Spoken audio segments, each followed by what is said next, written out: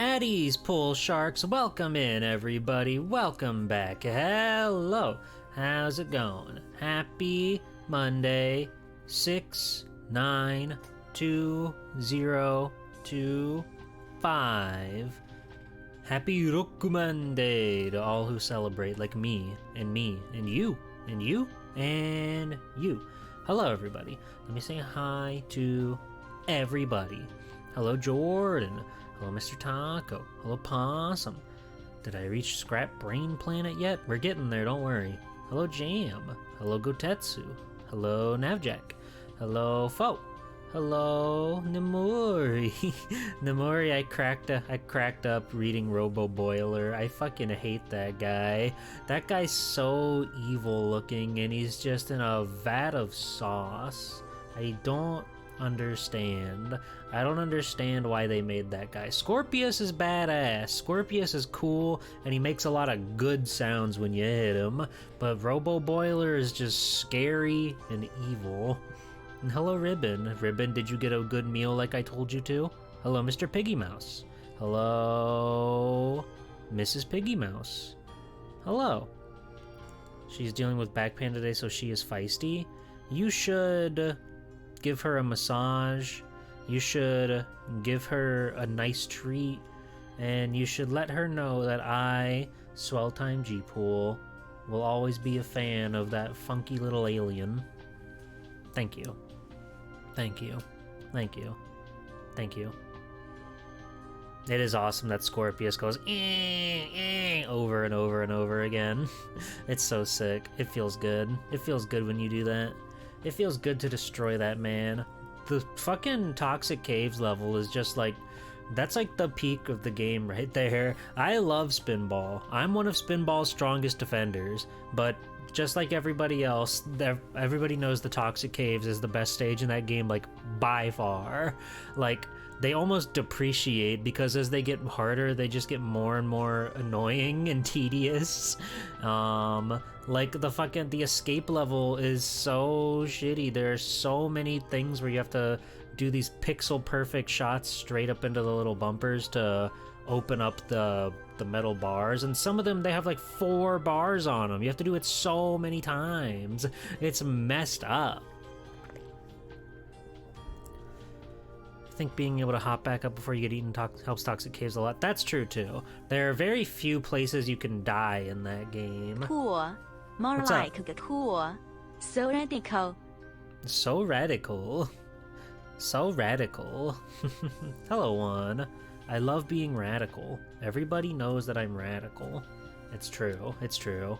But yeah, no, Toxic Caves, like, it's a great introduction to Sonic Spinball and everything it's doing. It presents itself as this great big adventurous field on a pinball board, right? You bust the worms, you bag the worms, you bust everywhere, you hit the things to open up the slime, and then once you do that, you're like, oh, this is an expanding world, and I can go up these tubes to go to these completely different boards, and you climb all the way to the top to gather your emeralds and then fight the boss. It's awesome. It's awesome. And then the second level, Lava Powerhouse, is pretty good about that as well, although there are some nasty death pits that you can fall into. It's mostly tame and mostly okay.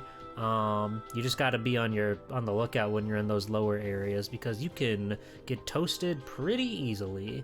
But that level's mostly fine. I do like the weird little steam rooms you can go into. I feel like they only work half the time when you're trying to bounce off of a cuck to get up to the higher level, but it's still a fun level and the music's pretty good. There's some parts where you can just go crazy with it, and I like that a lot. Then there's the machine. This is where the game like starts to slow down for me. This is where the game just starts to get like tedious with its goals, trying to find the emeralds.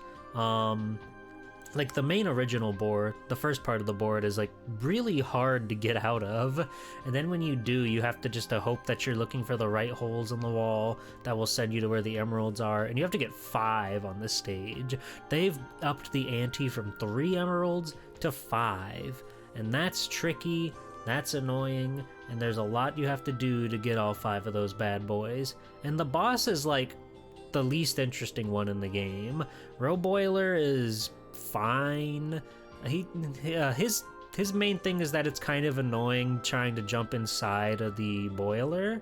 But usually that works okay. Sometimes you get blasted by the steam and you're like, oh, I gotta go back up. Oh, but it's normally fine. The UFO thing is just kind of like really hard and annoying to fight against. I don't really care about that guy. And it's not even an enemy. It's like a weird little tank that you have to go inside. So yeah, that one's whatever.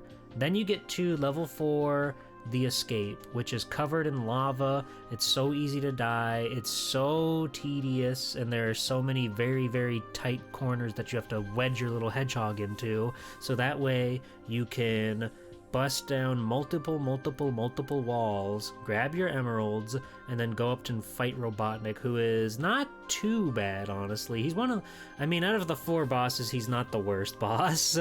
Is he better than Roboiler? Maybe. He does have some moments where he can launch you out of his awesome window, and then you have to climb all the way back up, which does suck the big one.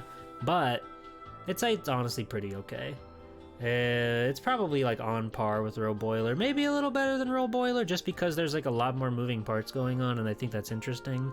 But the game peaks at Toxic Cave. If you've played level 1, then you've played enough of the game. Hello, Blastotron. Hello, Monologue. How's it going? It's nice to see you. I went on a very long, extended rant explaining the intricacies of Sonic Spinball just now, because it's a game that's very near and dear to me. How are you? You're doing good? That's wonderful. The Triforce Peace Search of Sonic Spinball. Pretty much. Oh yeah, I wanted to rant about candy again, because that's what I do.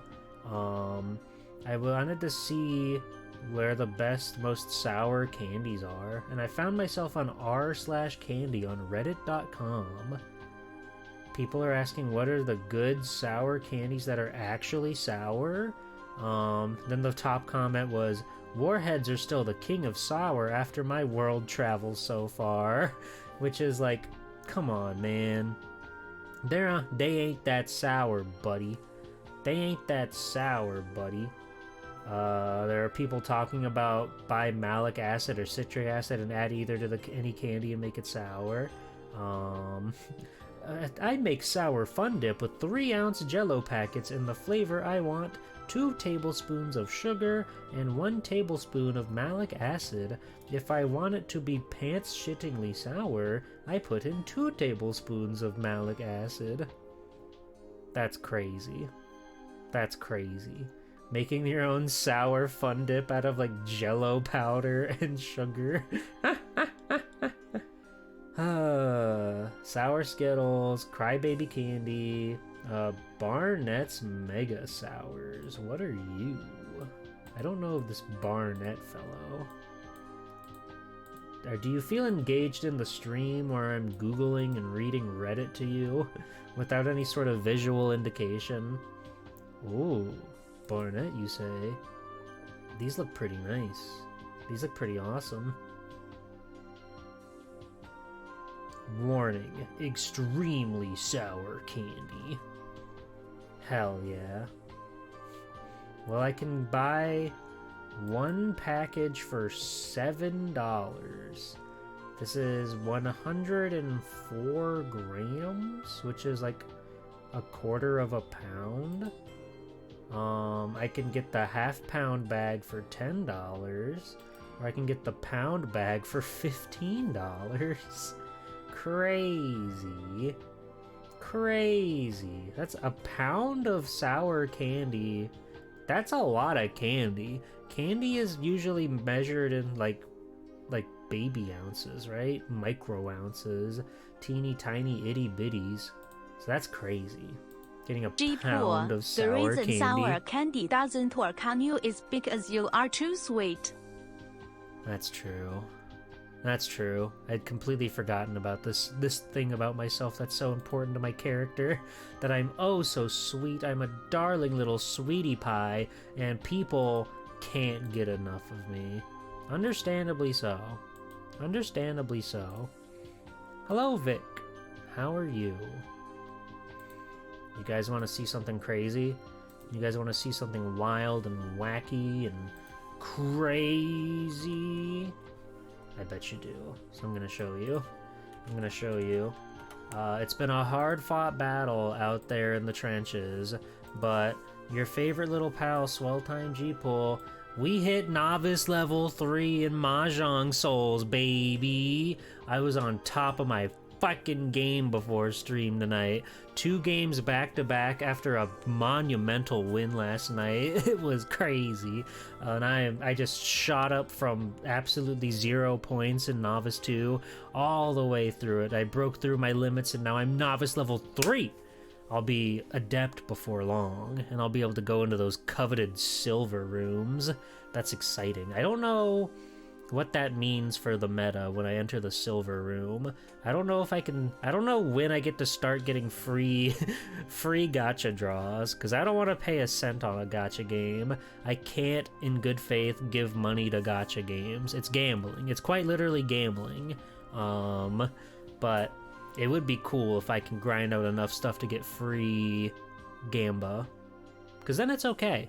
When I don't lose anything, it's okay. Because I'm no worse off than I was when I started. So, if I can grind hard and enjoy a cool game of Mahjong and then they start giving me free tickets or whatever, they probably do that, right? When you're like super mega master level, they probably start giving you cooler prizes for winning matches and stuff. But we'll figure it out. We'll make it work. And we'll have fun. I like Mahjong. I've really gotten into it. Would you ever do Mahjong sessions in the server? Oh. I never really thought about that. The thing is with me is that I usually play a single game of Mahjong and then I leave and then I'm good for like the day. I generally don't play it for that long. In the same way that I can't commit to watching a full 90-minute feature film, playing more than a single game of Mahjong, which can be anywhere from like 15 to 30 minutes, I'm like, I can't sit through that again. I just can't do it. I don't have it in me. Unless I get through a game super quick, but yeah, it would be weird to like say, hey, Mahjong, everybody, come on, hop in, Mahjong heads, get in here, and then play one round. I'm like, all right, you guys can have fun. I'm out of here. Oh, I'm a non-committal bitch, and everybody loves me. We're going to play Outer Wilds today, a video game about space and space travel and finding out the mysteries of the universe. It is a wild, wacky world of fun and fantasy and whimsy and wilds. Does Outer Wilds have space Mahjong? You know, maybe. If we could maybe find space Mahjong if we look hard enough. If we go deep inside one of the planet's ruins, we just find a set of tiles. Kind of like how, you know, in Yu-Gi-Oh! They used to duel in the Pharaoh times with like these giant stone carvings of trading cards. That shit's fucking funny. Instead of like, you know, a classic cardboard trading card that is in Yu-Gi-Oh! Proper, the ancient pharaoh would duel with these huge stone carvings of monsters. It's awesome. Yu-Gi-Oh's awesome. I wish I knew how to read. Then I could get good at it. Then I could become a Yu-Gi-Oh! Master. But it's so hard. And so many people know how to kill you in a single turn. It's crazy. It's scary. I need more luck in my card games. I know Pokemon has like a fair amount of luck to it, but It would be cool if I could play Yu-Gi-Oh! And not get bodied and not get killed, but it's hard. It's hard to understand what to do with your cards, and you can't really like. What I really liked about Yu-Gi-Oh! Growing up was just mashing together whatever cards that I had from booster packs and then calling that a deck. And there was no like cohesion or flow or narrative to the deck or whatever. It was just like, I like this card, so I'm gonna put it in. I like this card, so I'm gonna put it in. But you can't do that in modern Yu-Gi-Oh! Because everything has like an archetype and they all build off of each other. And if you're not building off of your other cards in your deck, you will be sent to the Shadow Realm and you will go to hell. And Dark Magician Girl is gonna waggle her butt and you're not gonna be able to do anything about it. You're just gonna have to sit there and take it. Love having a little pile of cards you call the deck. Yeah, just whichever ones are fun. And you know, it's like, okay, we're gonna play anime rules today, so 2,000 life points, you can summon any card but you can't attack directly. That shit was crazy. I don't know how they came up with the rule set for the TV show. 2,000 life points is nothing. I mean, even if you can't attack your opponent directly, that's still nothing. Yu-Gi-Oh! Seems so complicated, but thinking about the Millennium items from the show was always cool, at least. I like Yu-Gi-Oh! I should say I like Yu-Gi-Oh! But yeah, I haven't kept up with it in a long time. It would be cool, though. You play the zombies. Zombie decks are cool. Oh, that's fun. That's fun. How much Yu-Gi-Oh! Did little G-Pool see on TV? I would watch it pretty regularly. I would say just about, you know, I'm sure I missed episodes here and there, but I would watch Yu-Gi-Oh! Like every weekend, because that was when they would air it. Saturday morning on the Kids WB, and 4Kids, and whatever else they called it by then. And it was cool. I watched some of GX, wasn't super into GX. GX is fucking funny. That is a comedy show that has like nothing to do with the card game. Kind of like the original Yu-Gi-Oh! Series, where it's like they just make up rules on the spot or whatever. There are so many cards that they made up for Yu-Gi-Oh! GX that are not real cards in the video game, or in the card game. Like, Jaden's cards are real, fucking Mr. Crowler's cards are real. For some reason, he had the Ancient Gear Golem set, but everybody else just has, like, fake cards. It's so funny. I don't know what channel Yokai Watch would have been on, but I don't think even if I knew it was on, I would have watched it, because I was probably too old to adapt to another monster catching television show. Disney XD. I didn't have that channel. That's what you call a premium channel, and we didn't have that. But no, I don't know much about Yokai Watch at all, other than that Cube likes it a lot, and that's enough.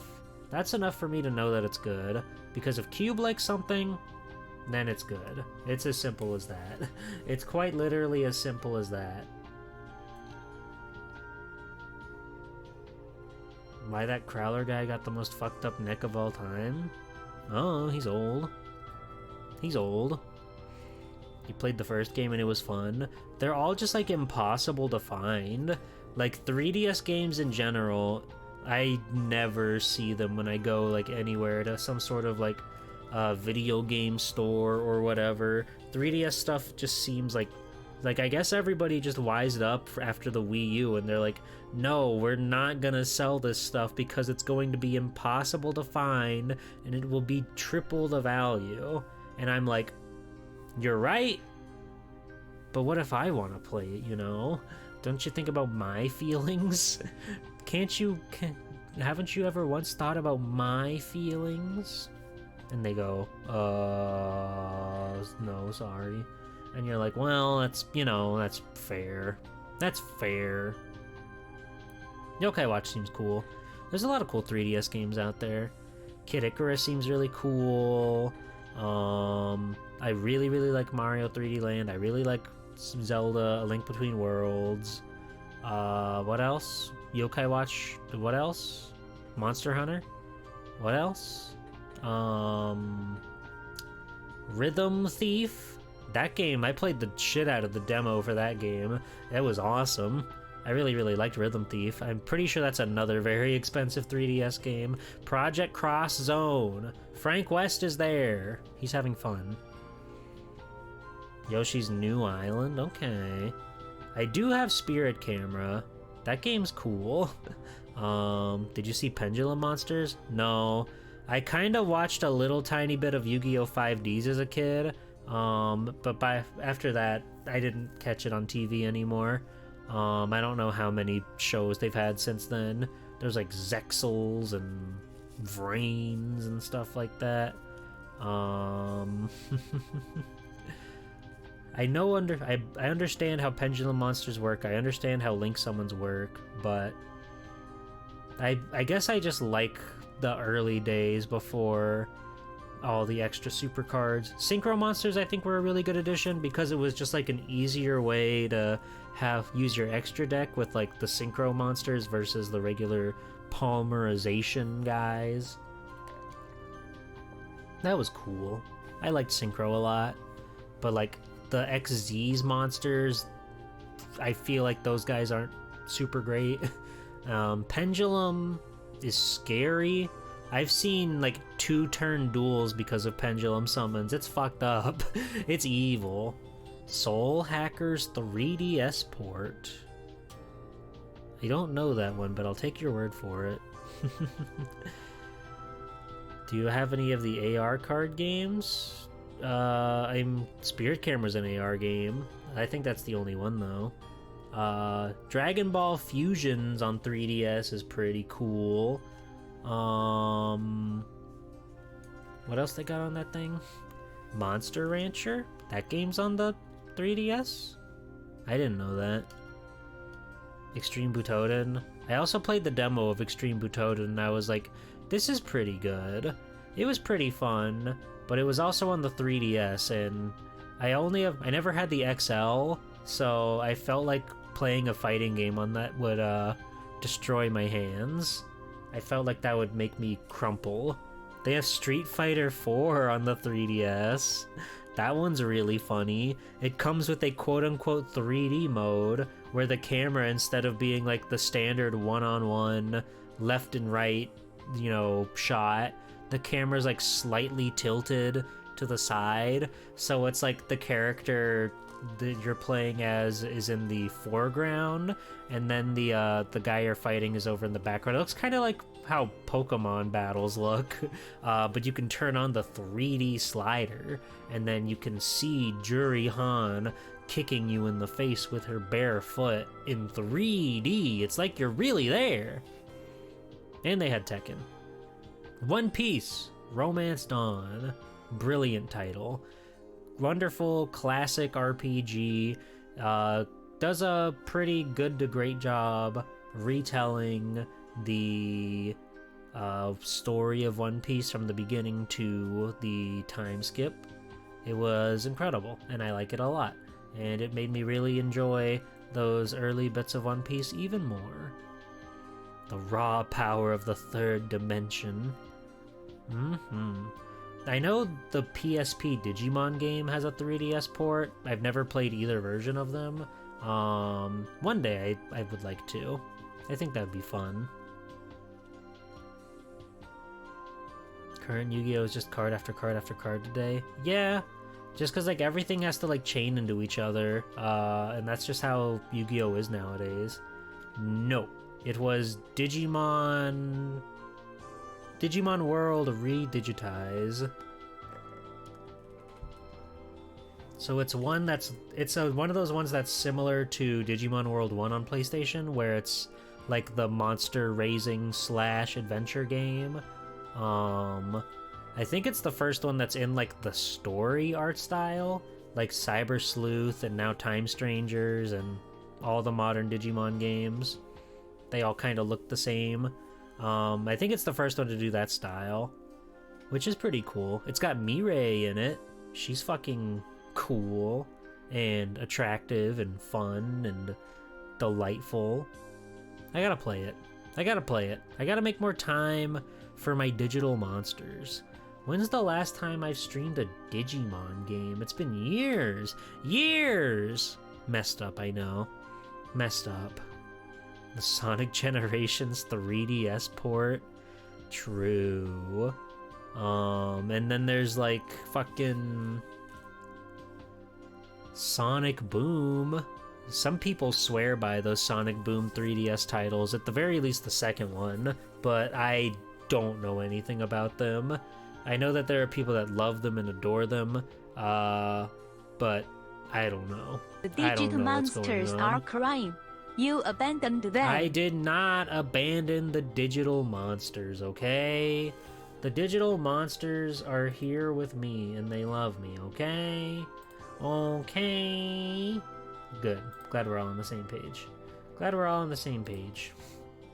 love Digimon a lot. They're some of my favorite. As we saw, I could show off my top 100 list since, you know, there may be people here who didn't get to see that. I mean, you should have been here. Where were you, huh? There it is. Let's see, yeah, Digimon World is number 4. Digimon World 3 is number 14. And Digimon World Cyber Sleuth is number 50. You were sleeping? Wake up! Thank you. I haven't even, like, played that many Digimon games, truth be told. Like, you know, the card game is not great. The PlayStation 1 digital card game was not great. Rumble Arena's pretty fun for what it is. It's very simple in, like, fighting game terms, but I do like it. And it is very, like, cheesy, funny, silly, haha, hee hee, fighting game. Let's see. Rumble Arena 2, it looks kind of like more of the same.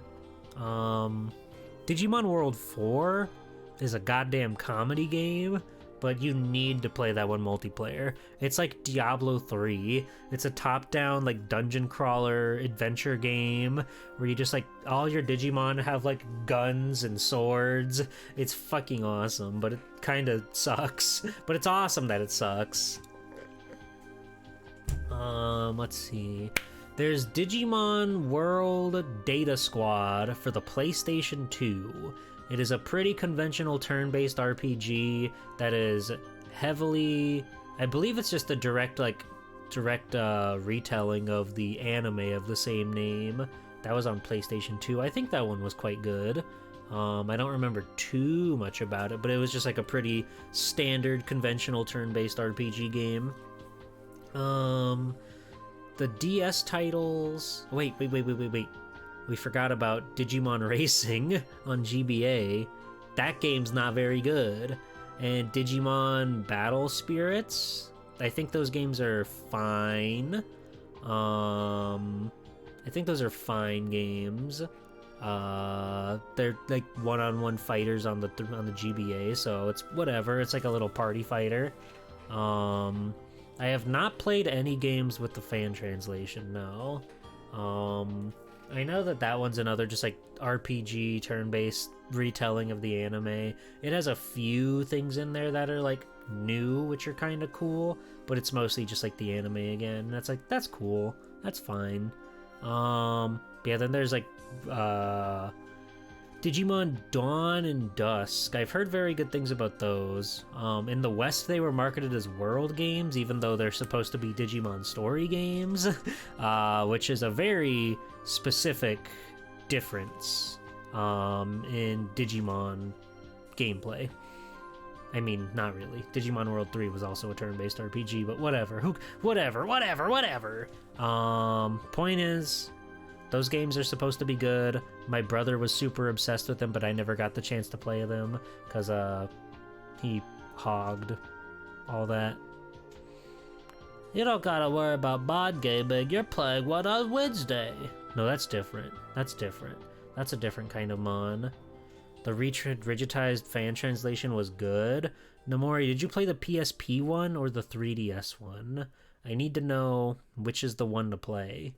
Because I've heard the 3DS one is just kind of like that and more, but I am still kind of interested in the PSP version.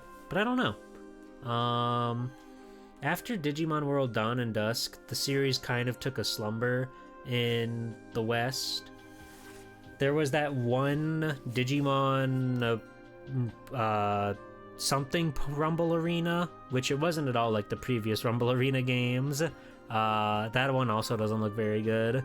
I've never played it, but I don't think I care to. Then Cyber Sleuth hit the scene, and the world was better for it.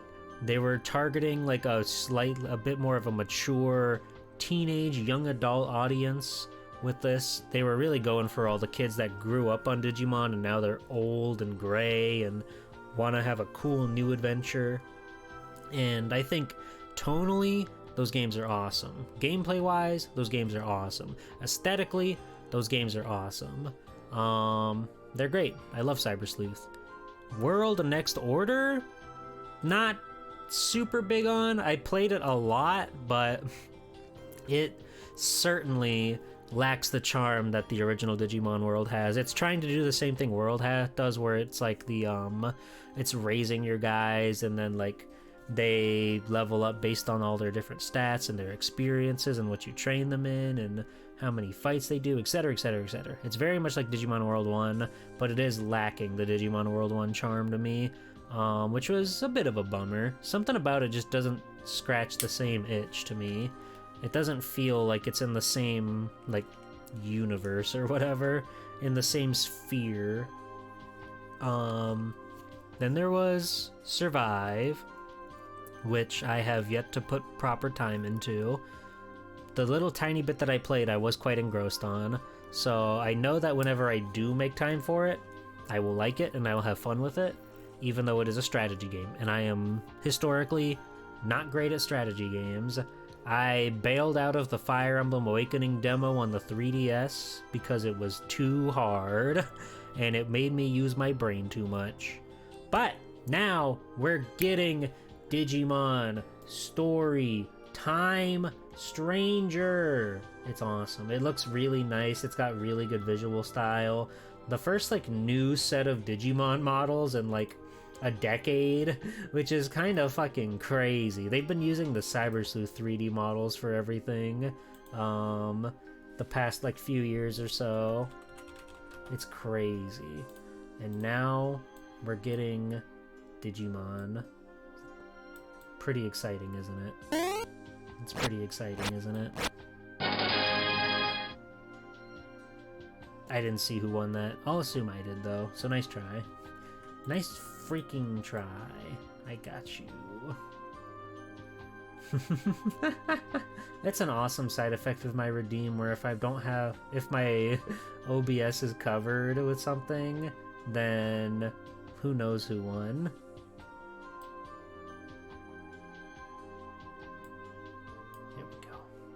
There we go. There we go. They had a little showcase with their awesome VTuber, Terry your Mon Assistant. That's his full name, by the way. He was a little VTuber model, and they had him reacting to old Digimon games, and then they showed him gameplay footage from this one, and this was like the first thing he said, and it's so fucking awesome that he picked up on that immediately. He's right to. But it's awesome that they pointed it out like immediately. Video games are good. Digimon Story Time Stranger is the first game in a long time that I've been like genuinely looking forward to. And when I see trailers for it and I see like the cool new visuals and stuff that they've got going on, I'm like, oh, yay, Digimon, yes! That's exciting. That's so fun. That's badass and cool.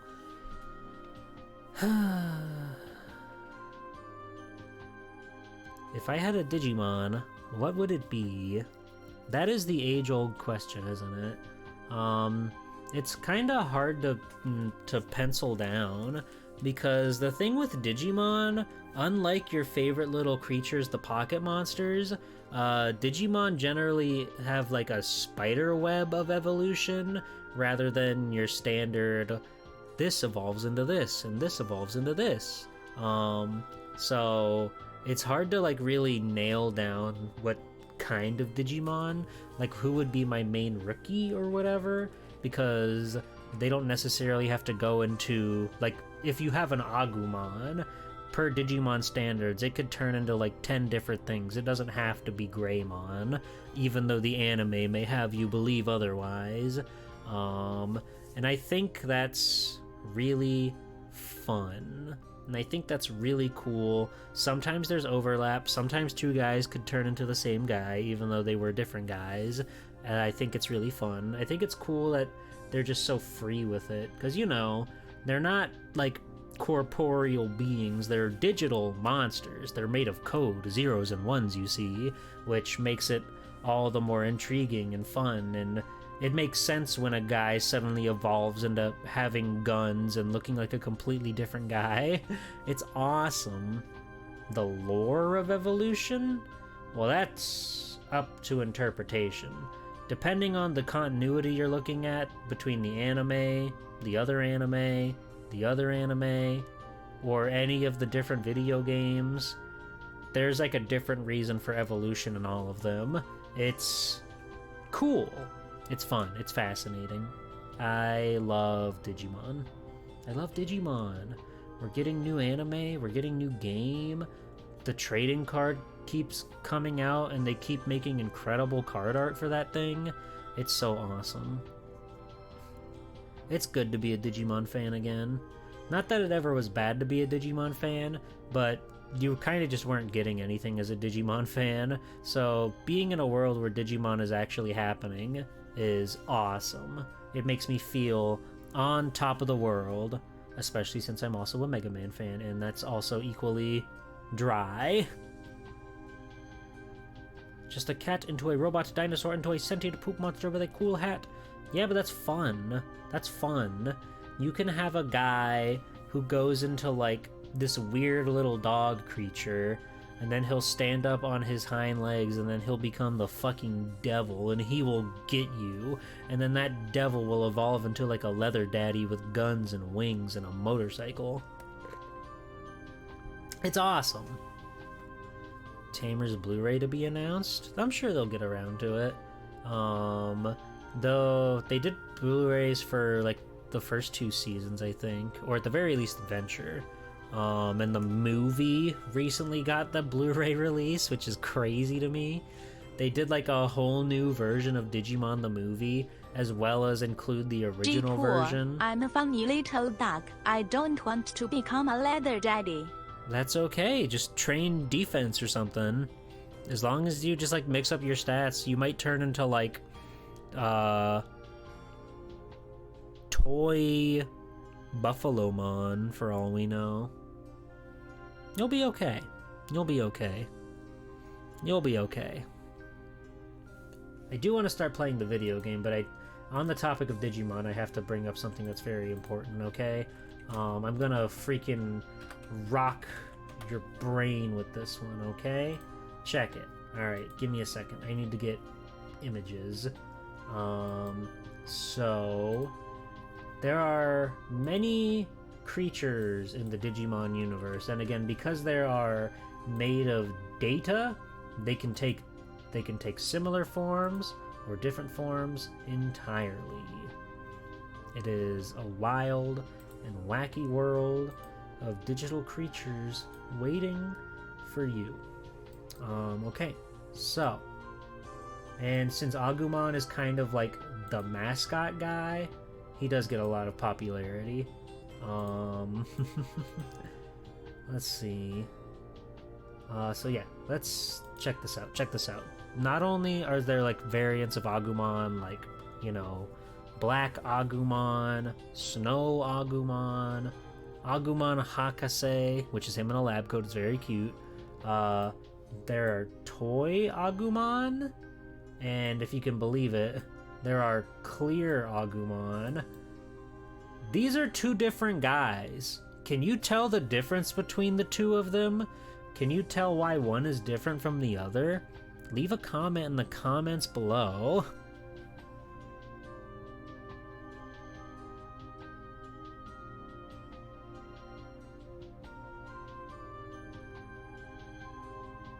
Hey, there you go, Mr. Pig. You got it. You got it.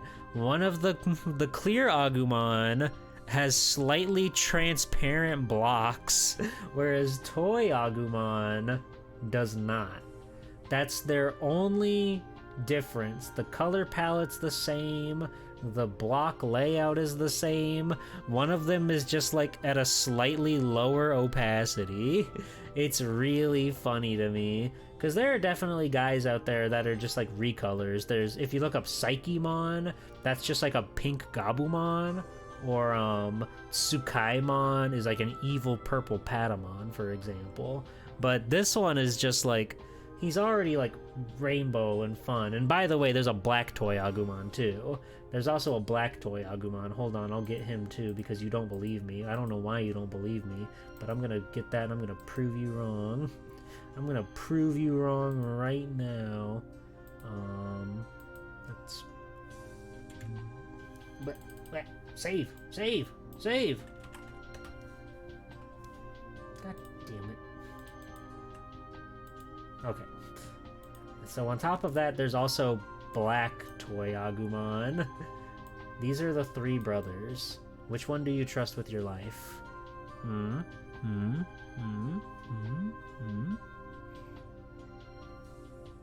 They're all different guys. The black one? Okay. I get it. I respect it. I respect it. It's just crazy, right? Digimon's so awesome. They're not afraid to just make a recolor and call that a different guy. Like, I would imagine that that initially started just because they wanted to have a bigger roster of characters. So they would just make like different alternative versions, and all of a sudden them having a different color palette means that they have a different typing to them. And it's fun. It's cool. It's exciting. You can't super do that in Pokemon or else people will get mad at you, but I think Digimon gets the pass super easily because of how it sets itself up, not only just being a digital premise, but the way like typing works in Digimon. There's 3 major types that a program can be: a vaccine, a data program, or a virus. And just changing their color palette can change up what kind of guy they are and what they're rocking. I think that's fun. And I'm glad you agree. Agumon is so cool. That's why he's the mascot. That's why he's the fan favorite. He's an awesome little guy, and he sounds like a withering old man in the dub. In the original Japanese one, he's like, Taichi, baby flame. But in the English version, he's like, hey Tai, how about we go get some chocolate donuts? And Tai's like, yeah, come on Agumon, let's go eat our fill. And Agumon's like, right behind you. And then they eat and eat and eat and their bellies swell up, and then they pat their bellies and they're like, that was the best day ever. And they let out a belch and then they laugh. And then that, yeah.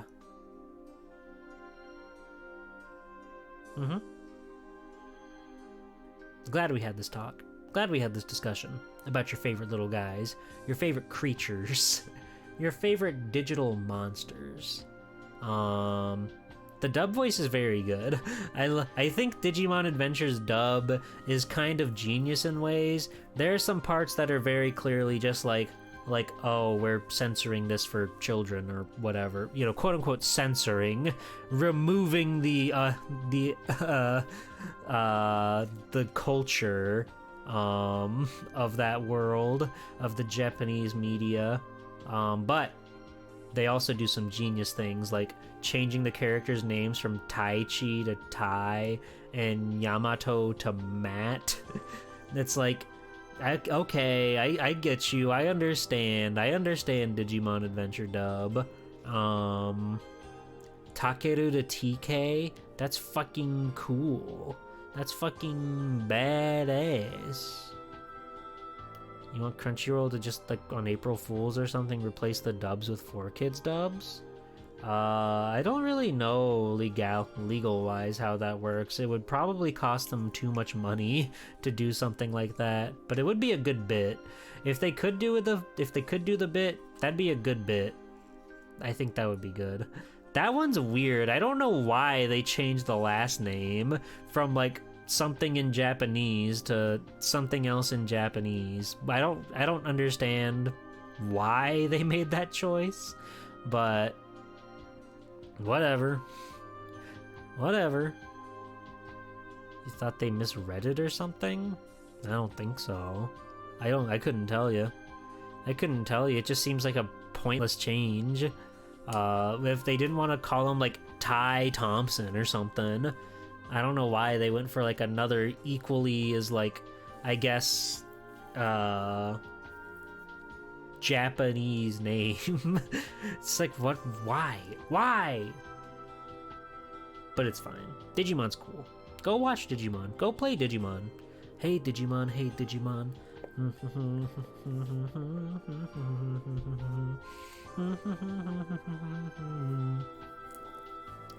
We should probably play the video game now. We have a lot of adventure ahead of us. We've got a lot of whimsy. We've got a lot of wild and wacky worlds to go explore. So I gotta get that set up. I gotta get that turned on.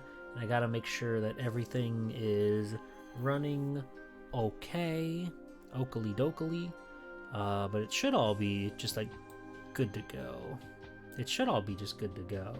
So today, we're gonna be playing. Get those out of here. We're gonna be playing more Outer Wilds. It is a very cool, rough and tough and badass and fun little adventure in space. I've been liking it quite a bit, honestly. It's been a lot of fun seeing just, like, what all is out there in the world, you know? What sort of crazy things we can find out there in this great, wide, beautiful world of ours. It's not ours, it's theirs, but you know what I mean. You know what I mean.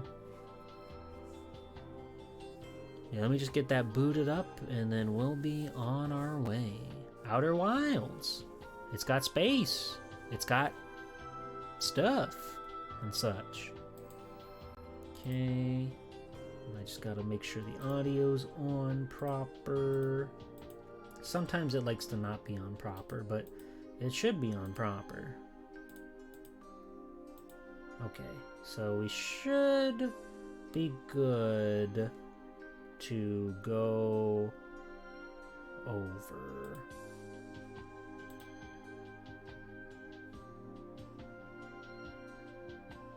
Okay.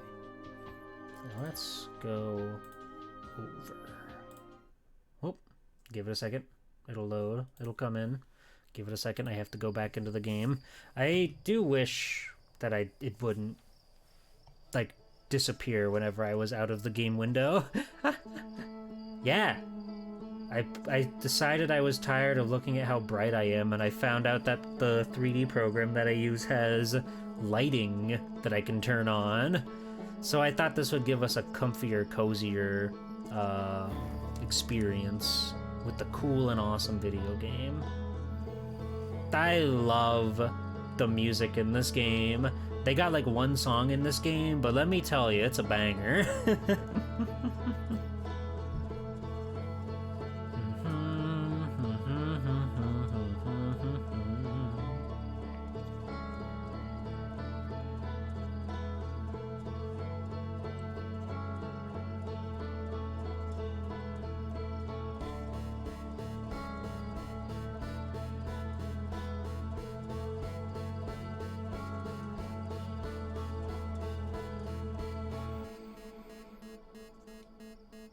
Alright, let's go.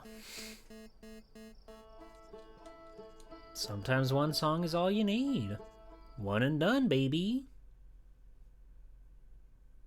We're gonna have to check our notes to see what all we've done and to give us some pointers on where we want to go to next.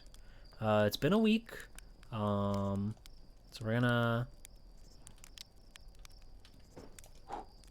Alright, we're fueled up and we're ready to go. We're ready to explore the great, big, expansive realm of space.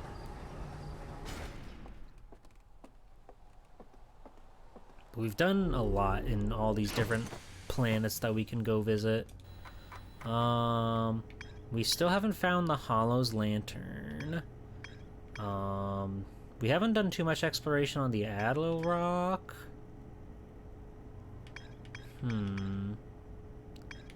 We haven't been to the Quantum Moon either.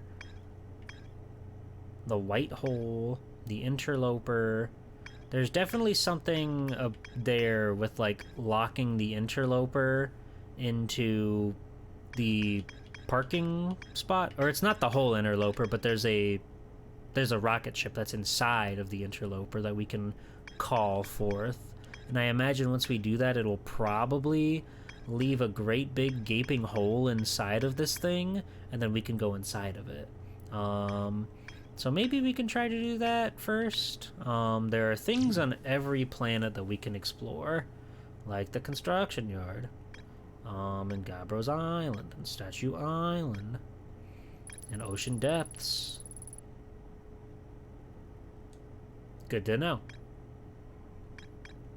So yeah, I remember we went here one time into the construction yard, and we were killed by a big tidal wave or something.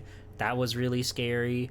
But we didn't explore too much of the rest of the island, if there is anything else on the islands out there. The statue workshop, we couldn't get inside there, and I couldn't really figure out how to. I don't know why children debated on bypassing the statue's workshop door and sneaking via an alternate, more dangerous route. Yeah, we couldn't figure out where that was. Maybe it'll go from the construction yard. Maybe. Maybe we can go to Giant's Deep first, I think. Let's go there. Alright. And we're out of here. Oh, I've been really enjoying this game. It's very, very cool. Just the sense of exploration to it is truly unparalleled. Who's that?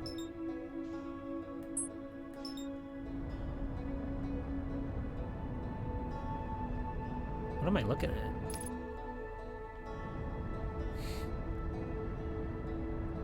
I can't... Oh, there's a tiny red dot there. Is that like a ship calling for help? What is this? I don't think we've seen this before.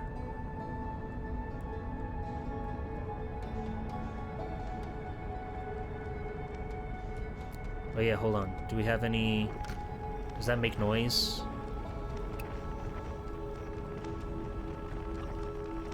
Come back!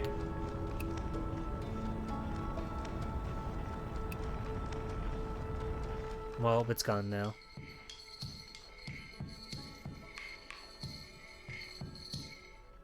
Whatever that was, it's gone now.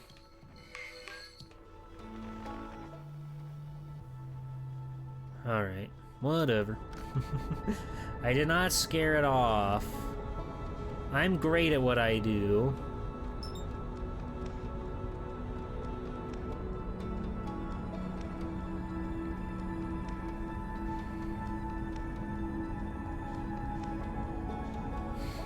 So, space. It's unlike anything else, really.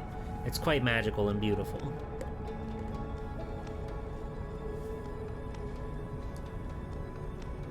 I feel like we went too far.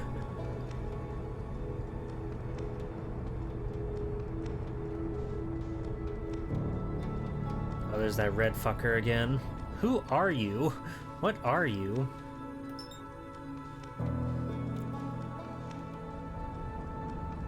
Sorry, I keep getting distracted, but I want to know what this thing is.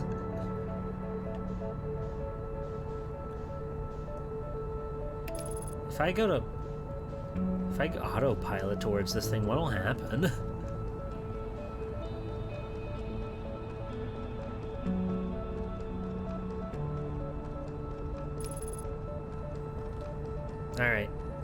we're just gonna let autopilot take over, and I wanna see if we can like do anything with whatever this is.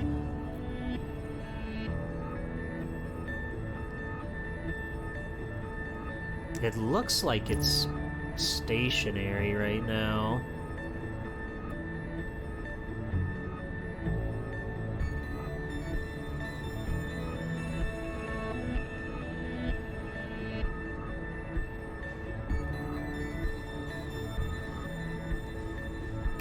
Whoa.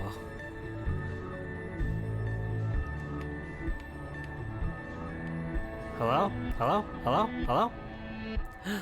That's another one of... That's our... Oh, that's a friend. That's a friend. Holy shit.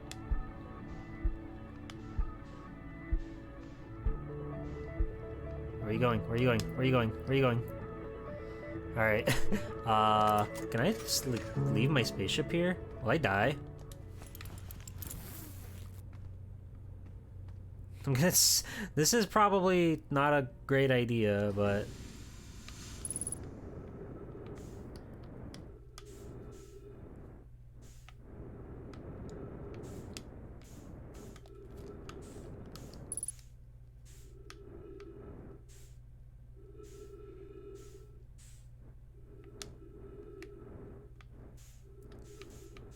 It's a satellite.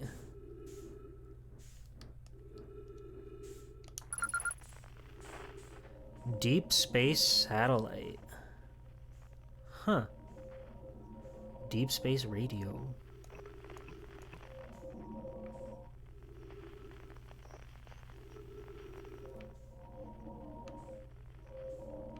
There's another one all the way over there. Strange.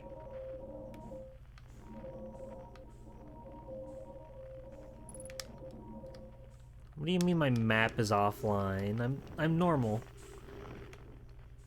Can I like do something with you? Wait, are you one of our satellites? Did I break our own satellite system by our own map system by crashing into this thing? I hope not.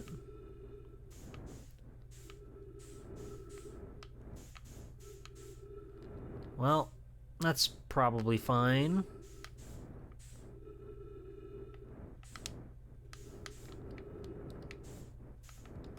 So I just want to land.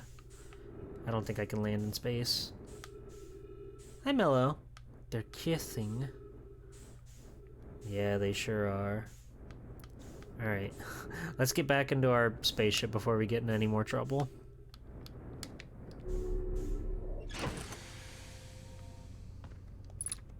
Wonderful. Alright, buckle up. Alright, and we're off. Farewell.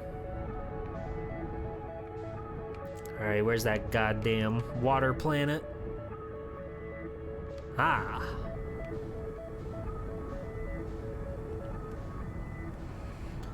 No one will possibly find out what I've been up to. What is... Hold on. There's more glowy things. Oop.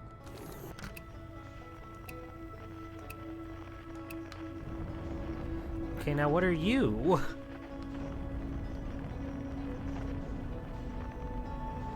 What is this thing? That's the interloper. Is it stuck?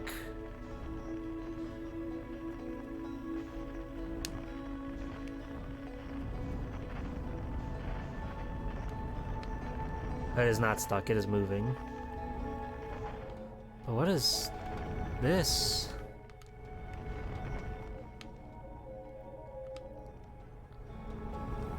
Oh god.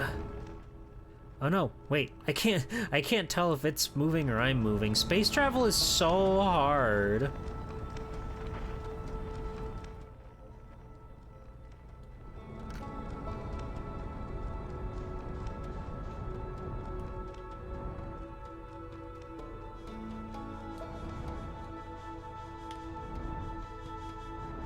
Okay, no, the interloper is definitely stopped. Aren't you both moving? Well, maybe. But this could be our chance. We've never been able to, like, steady ourselves with the interloper.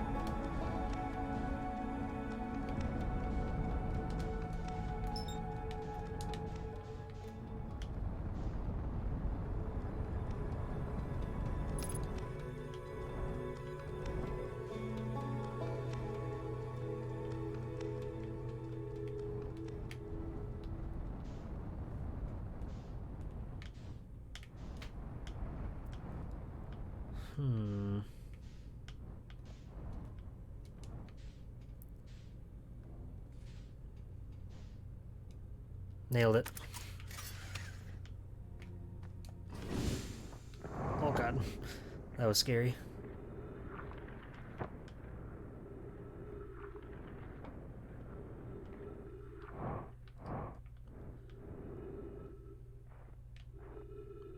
This is so scary.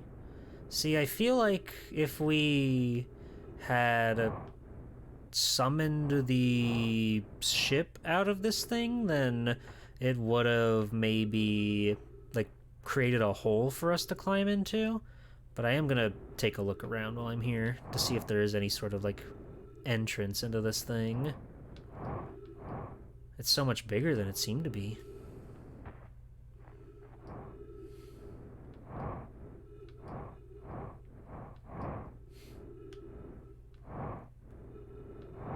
It's really scary.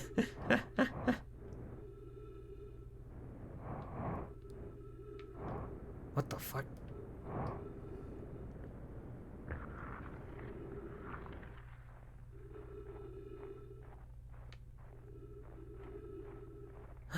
A recording. Oh my god.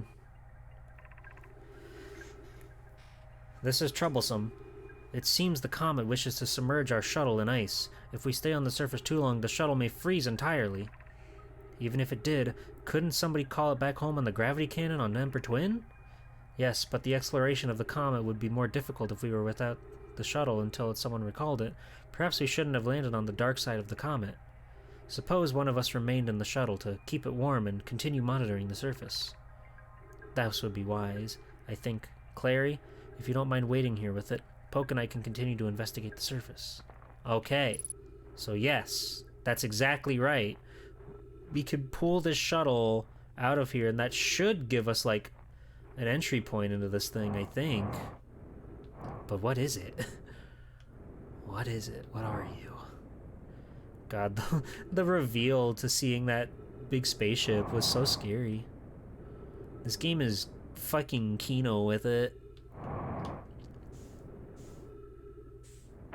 Ow.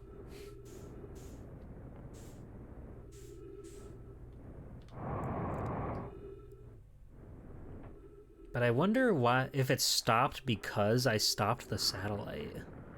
That might be it. It's hard to say.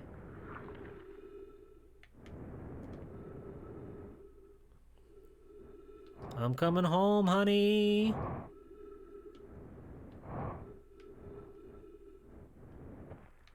Okay, so my game plan has changed. While we still have time in with our universe, I'm going to see if I can go to Ember Twin. And hopefully we can come here, come back, and... What the... When did the sun get this close?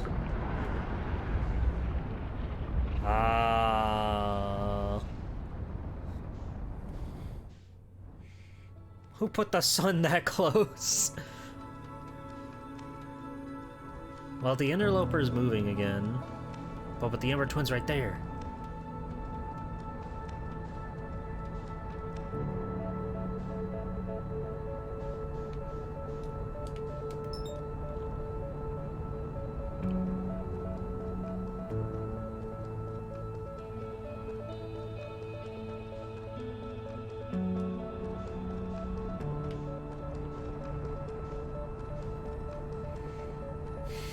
The sun always finds a way to sneak up on me. I don't know how it happens.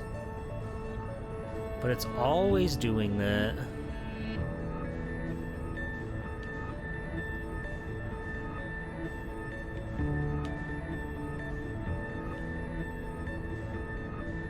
Trying to keep my eyes on everything.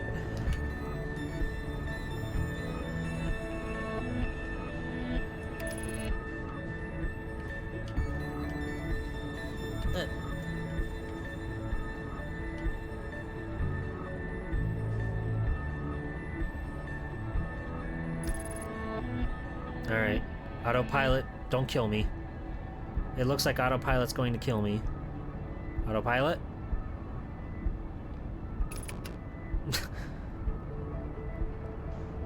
Pull up, pull up, pull up, pull up, pull up, pull up, pull up, pull up, pull up, pull up, pull up.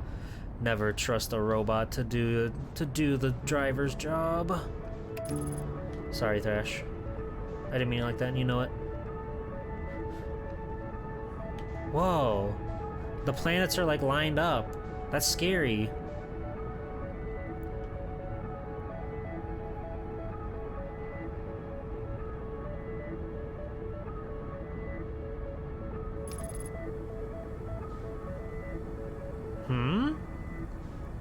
Everything's like twinkling. I see how it is. Yeah, you see how it is. Oh no! The interloper, it went in. It went in. Ah, fuck, fuck, fuck! How did that happen? That was so scary.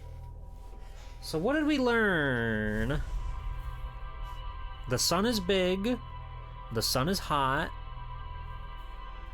Everything, all the planets were like lining up and the interloper just like went into the sun.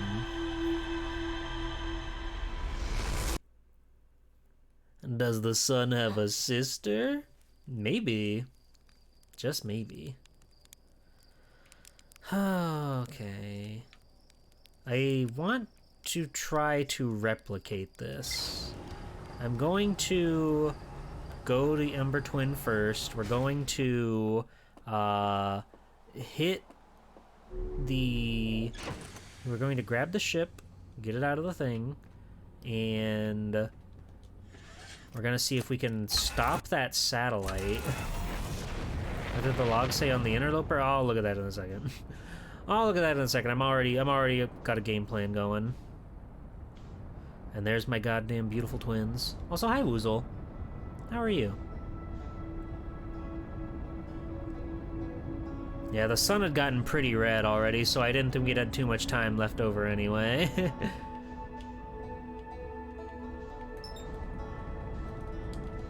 Come back, come back, come back, come back!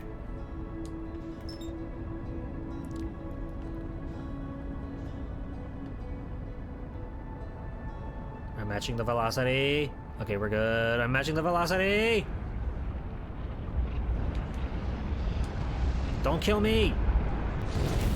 Fuck! What the fuck? Why does gravity exist? That was the worst run ever!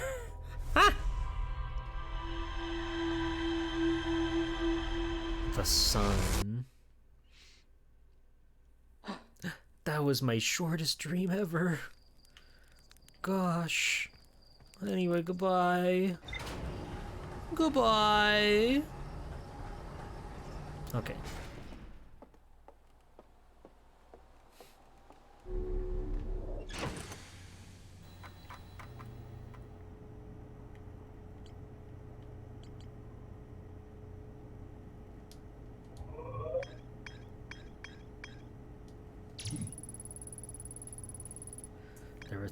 There were 3 Nomai aboard the shuttle, and it was okay. Okay. Guess you didn't fall and die before boarding like the last one? True. Alright, where are my darling twins? My darling sweetie pie twins.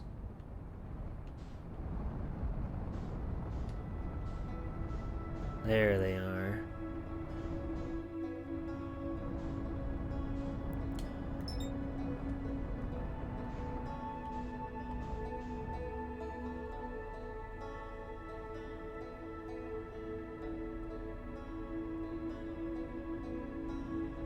on now. Match the velocity. You can do it. You can do it. I believe in you.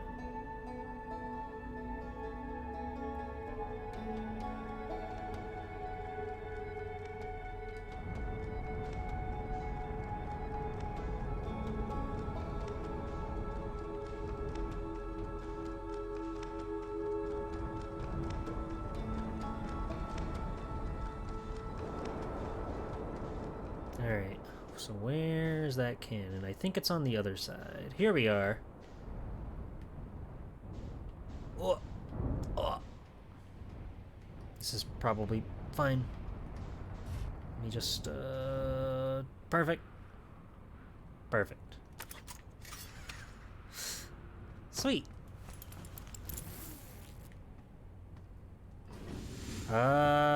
There's DLC for this game?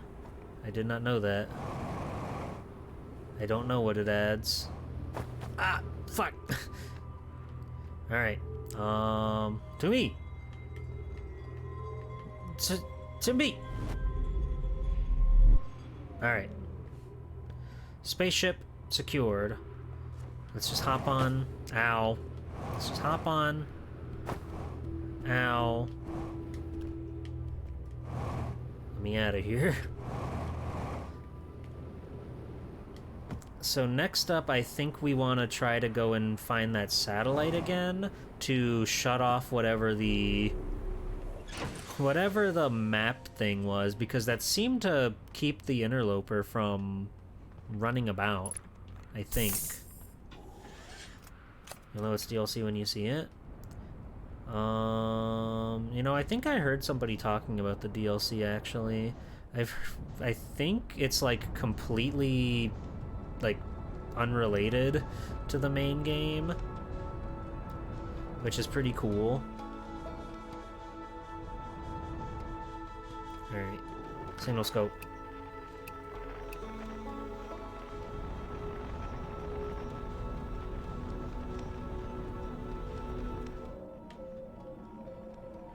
There's the interloper.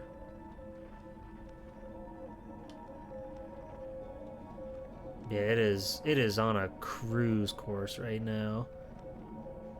I don't know if the satellite had anything to do with it, but it's the only thing that I've got to, like, go off of, so I think that's my calling card. Because there's no way we can land on it while it's moving so quickly. Is it just going into the sun? What are you doing? What are you doing, man? Quit teasing it like that.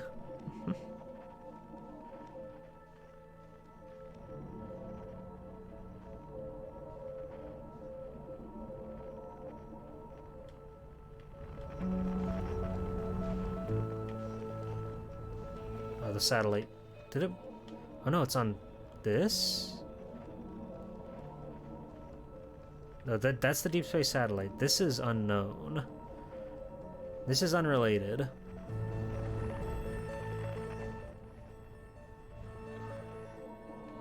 God, I'm trying to triangulate the satellite.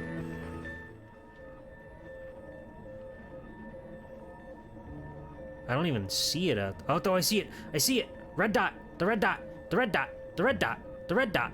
The red dot.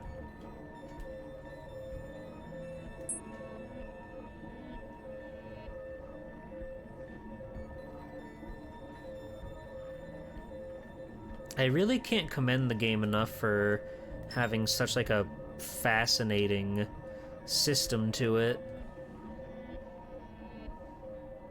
Yeah, you want to go to the anime planet, head to the beach. There should be a golden week, so you'll see a lot of cute girls. Oh, okay. Anime planet. That must be that over there.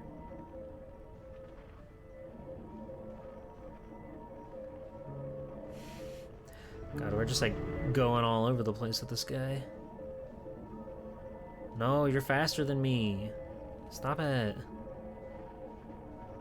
Stop being faster than me. Is that the interloper up there? That looks like the interloper up there.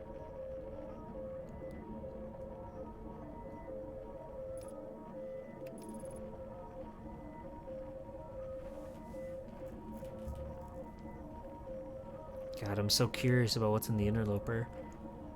Oh, there's that sparkling red planet again. Is the interloper stationary right now? Or, you know, as stationary as it gets for for being a space body, you know?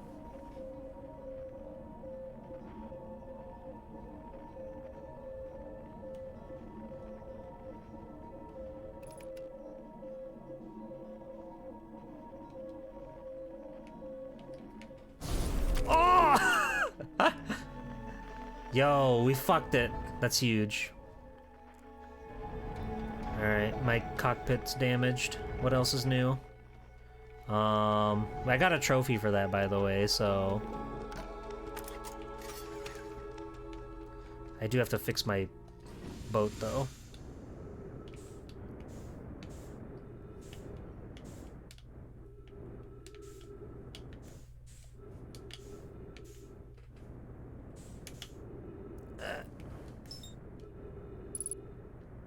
Okay.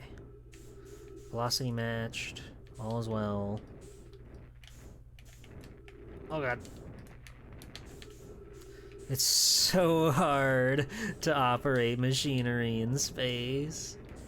No, the Biffet was intentional. They wouldn't have given me a trophy otherwise. That means I'm a genius, and you should respect my genius.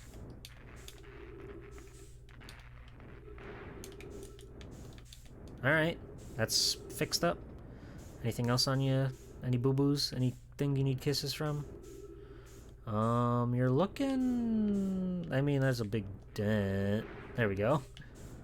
But... How's your Pete's? How are your Pete's? You okay? Are you okay, baby girl? I think baby girl's okay. Fantastic.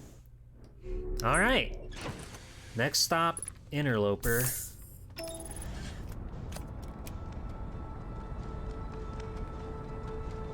Where's that thing?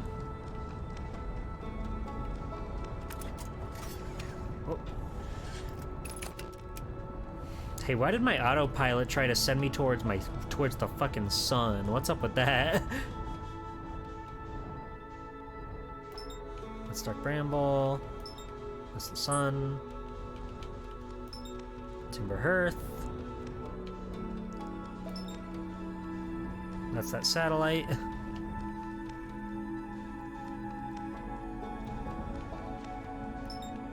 Giants Deep.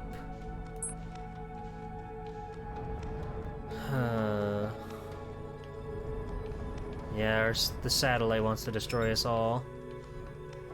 What else is new? Brittle Hollow. Where's the goddamn interloper? That's Dark Bramble.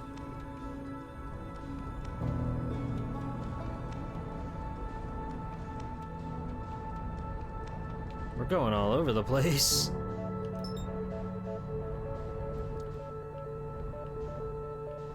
There it is. I found it. Where's our goddamn caveman? What I want to know is, where's the caveman?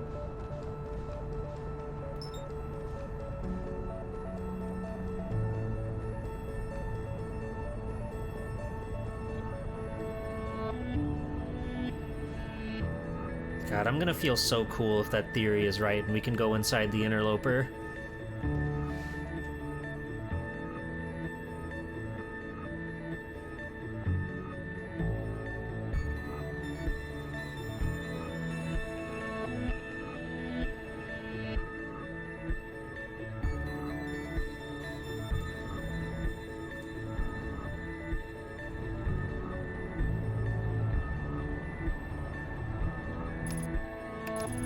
Alright. Autopilot's turned on. Nothing bad could possibly happen. That sun do be getting kinda orange, though. It started out pretty yellow. Is it getting further away from me? How is that possible? No, it's not.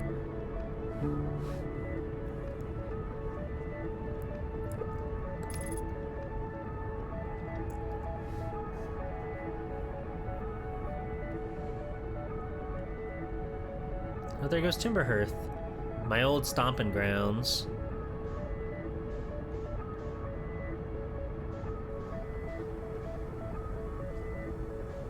Alright. This is huge.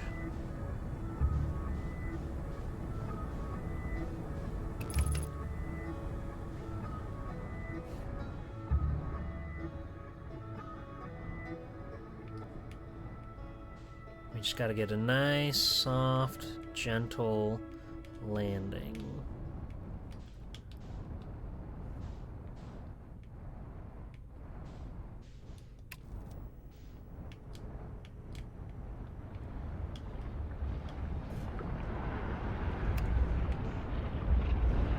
Hey, this ain't cool, Chief.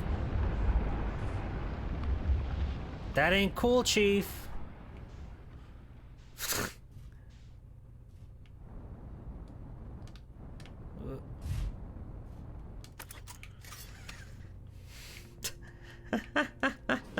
They flew my ass so close to the sun. They hate me. They want me dead so bad. But I'm gonna get to the bottom of this thing. Whether you want me to or not. Of course, it's not cool. It's the sun. It's hot. Where's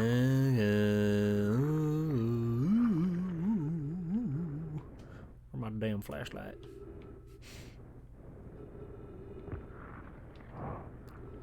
Alright. Oh, what? This is all the same. Oh. I thought for sure we would have melted a path through here or something now that we lifted out the... We lifted the rocket out.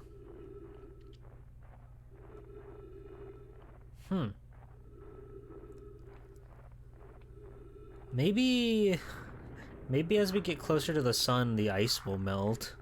And then there will be like a cool little path to go into. Damn, these ice physics are crazy. I am not touching the left stick at all.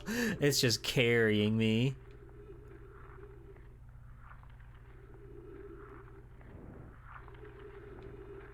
Something's gotta give in this place.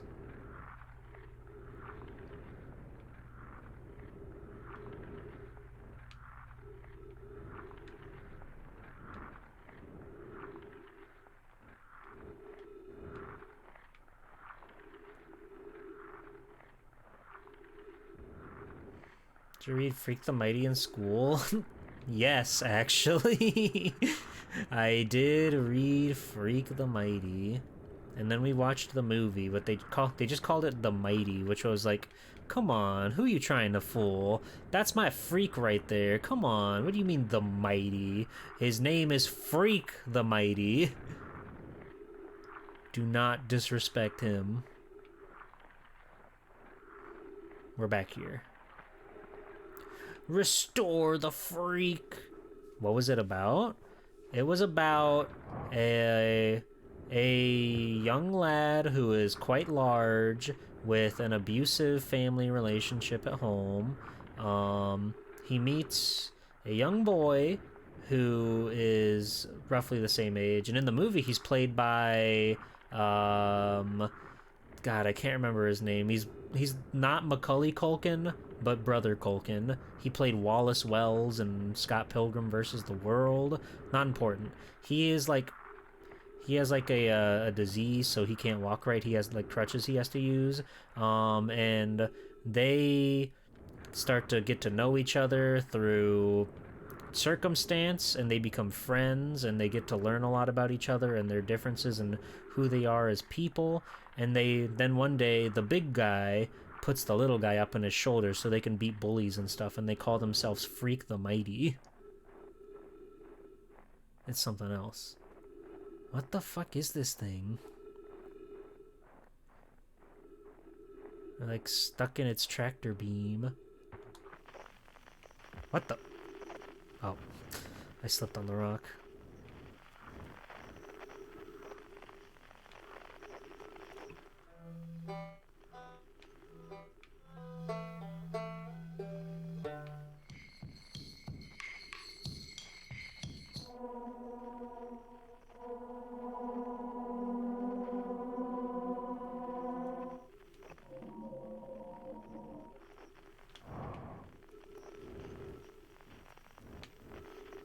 What is it doing?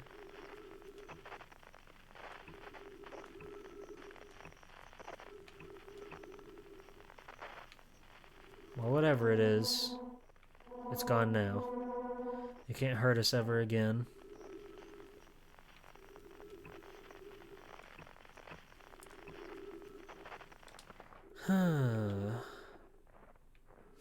I'm not gonna lie, I'm a little bit bummed out that my hypotheses didn't work.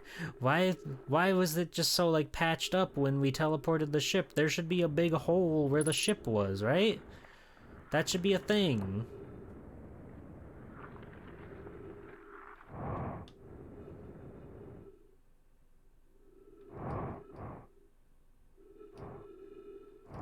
I'm gonna go fill up on oxygen. What if we just hang out here for the rest of this cycle? Maybe something happens near the end of it all. Perhaps, perchance.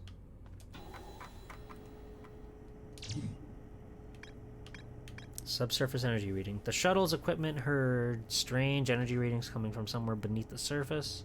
Two of the Nomai located a fissure in the ice on the interloper's sunward side. They descended inside to investigate. Okay, so maybe there is something we can look at. The interloper's sunward side. Oh, there's dark bramble.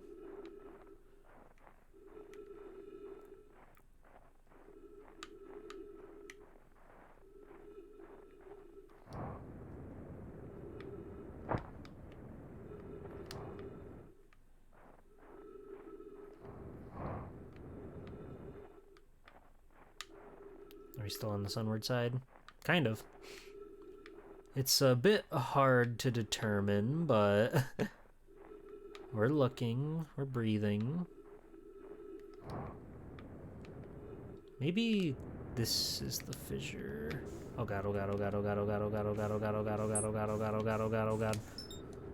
Oh god, oh god, mash velocity, mash velocity, mash velocity, mash velocity, mash velocity, mash velocity.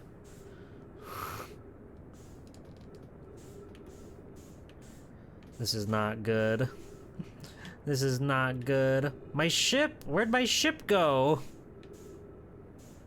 How'd my ship get flung off? What happened? No! This is terrible! I was just about to explore the fissure. Now I'm lost in space forever.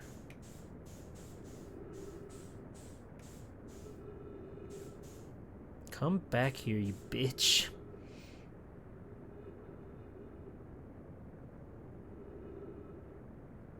My ship is 7 kilometers away. This is tragic.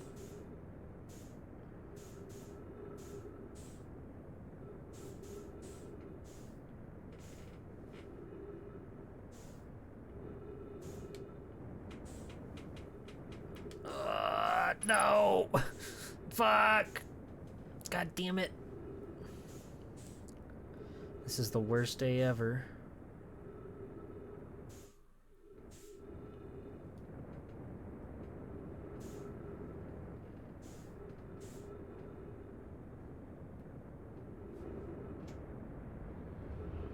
Ah.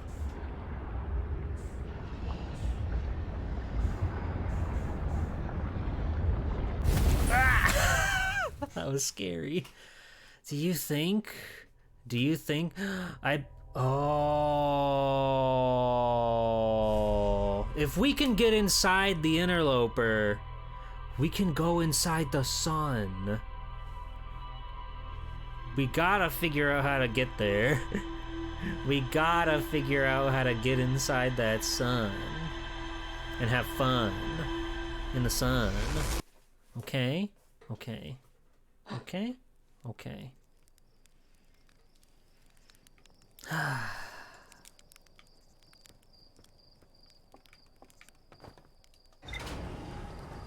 But how in the world do we ever?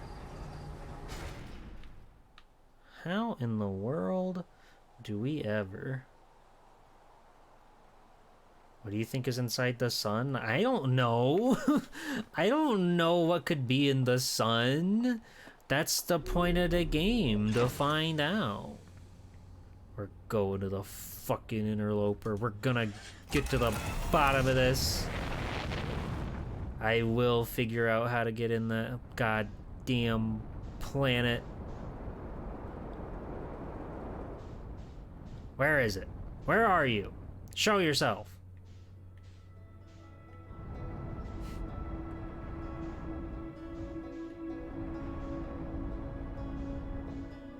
Where's the sun?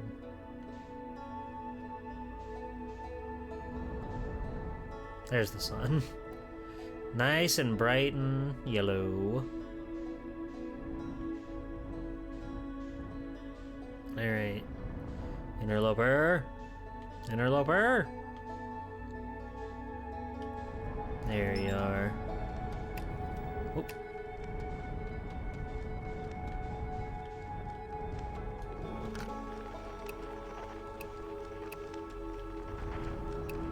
They said they caught some noise from the interloper.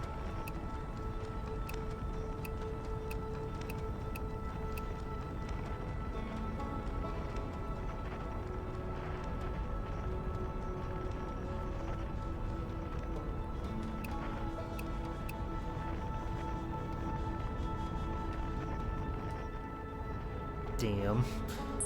It does make me wonder if smashing the satellite is part of this, or if it's just like on a route and that was just totally unrelated, that thing we did.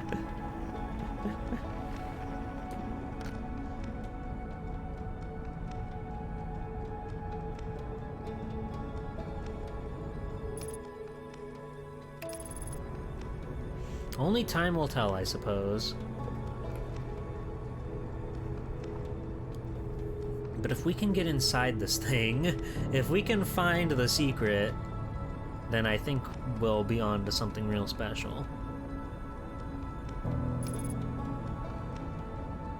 It seems like it's docile at the moment, so we should be able to land on this guy okay.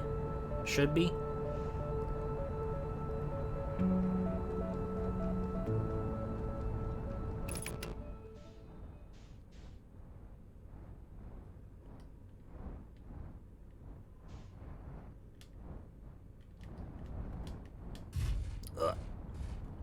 Alright.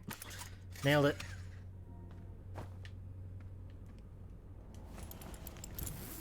Alright, we're back on the lookout. They said on the sun side, which would be here. I gotta find that fissure. There's gotta be something in here.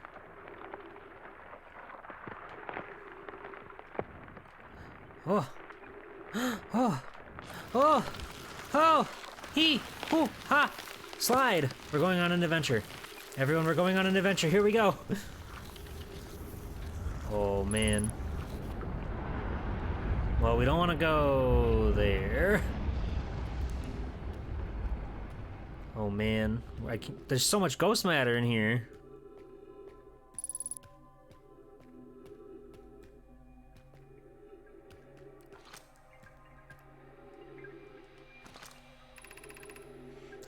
I'm receiving much stronger energy readings now that we're beneath the crust. Whatever it is must lie somewhere below, closer to the comet's center, and I'm starting to think it's more dangerous than we realized. Clary, can you hear us? Yes, but your voices are faint. I fear we will lose communication entirely if you continue any deeper. Keep the shuttle warm for us, Clary. We'll return the moment we identify the source of the energy readings. I understand, but be cautious, both of you. There seems to be danger no matter which way we go.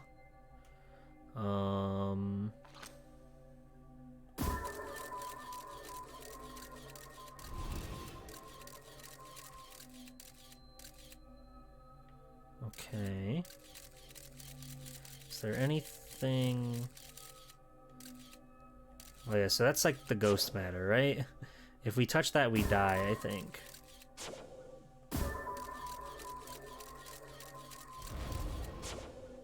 Yes.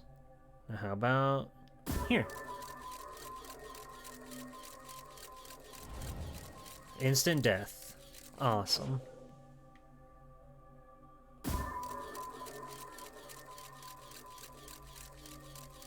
That seems okay. There's some ghost matter right next to that, so we'll have to be careful. And just for kicks. Okay. Death. So here's our ticket.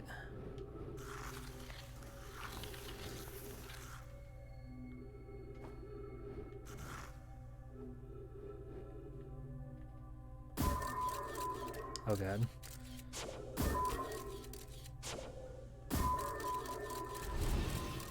Hazard. Goodness gracious. Hey, ghost. Lizard. Welcome in. How are you? Okay, where can we go from here? Yeah, that's hell down there.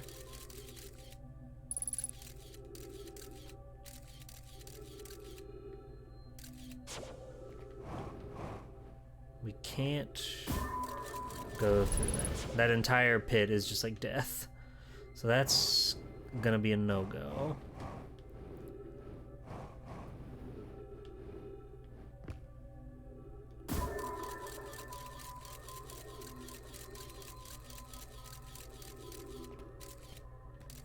It's so scary. It's so scary.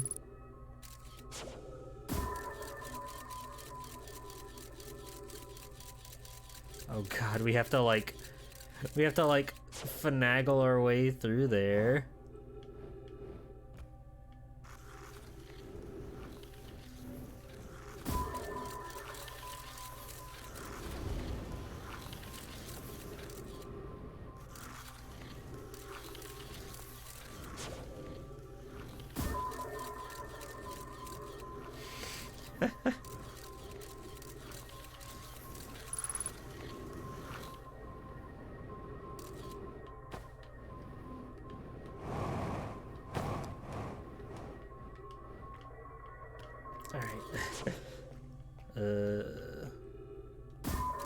Wait, did we just go in like a big circle?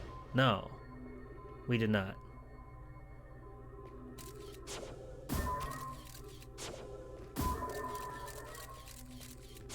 Oh, hello. It's one of them. And they're covered in ghost matter. Scary.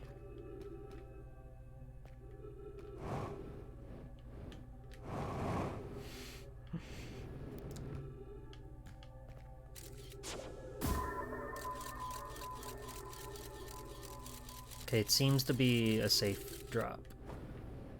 Seems to be. And there's their friend. Whoa.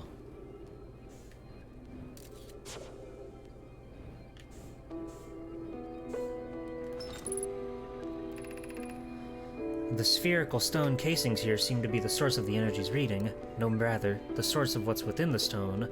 I'm detecting some form of exotic matter. The stone is muting our energy readings.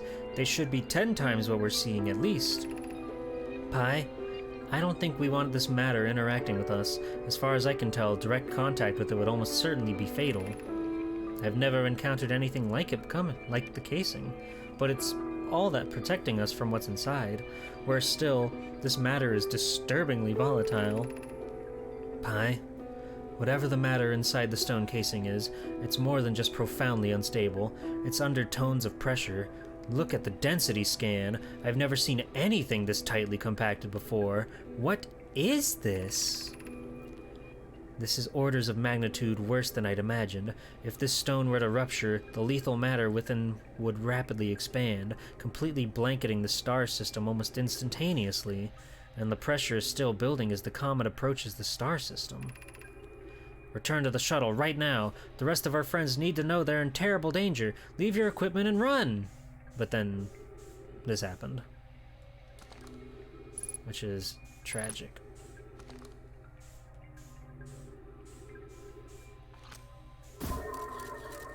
That's ghost matter goop. That'll kill us.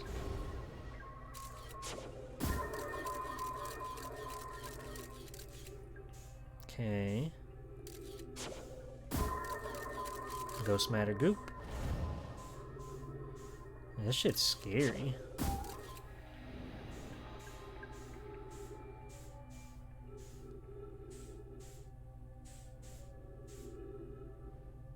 Is there anything else in here that I should know about? Any of you guys have anything that I should know about? I don't think so. So it's just getting out of here. This is the same one, right? It's just floating away, getting away from me.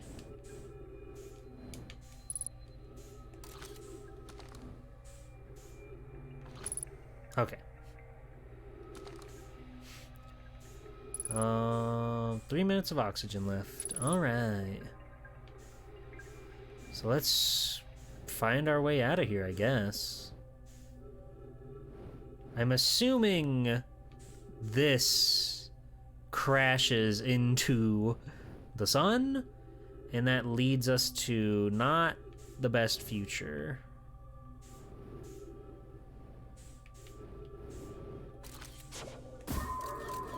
Alright, that's a death hole.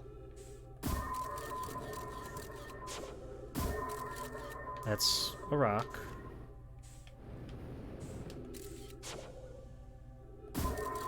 That's a death hole.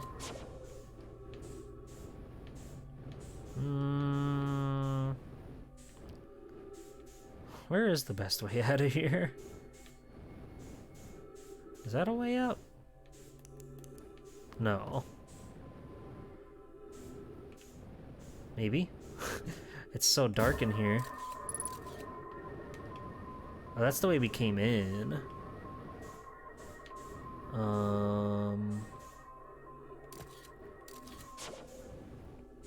I guess that's the only way out.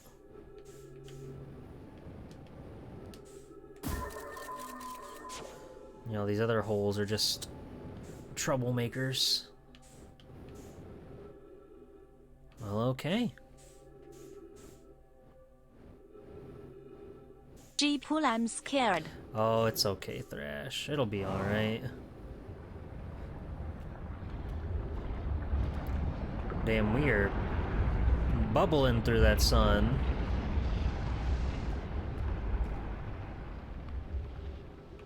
But we're fine. Oh god, my oxygen. I don't think we're gonna make it out.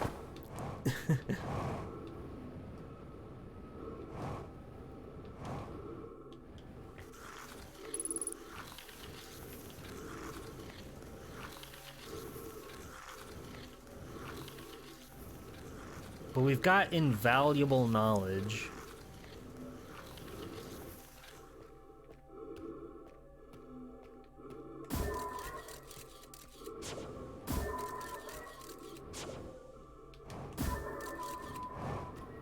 Unless we can make it to that tree in time, I don't think we can.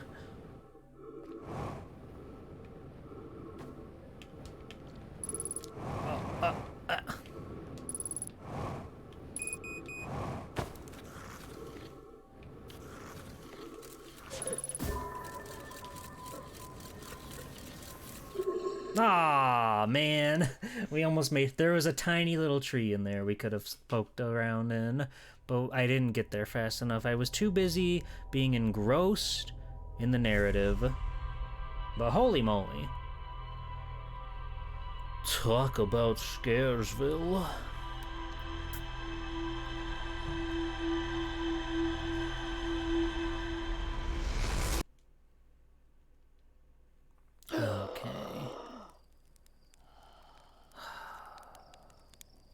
Hey, buddy. You... Yeah, me too. Yeah, put her there.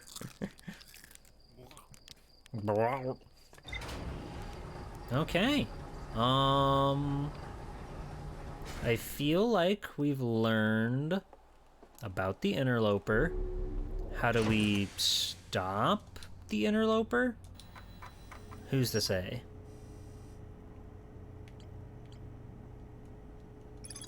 There's more to explore. Ah, there's more to explore here.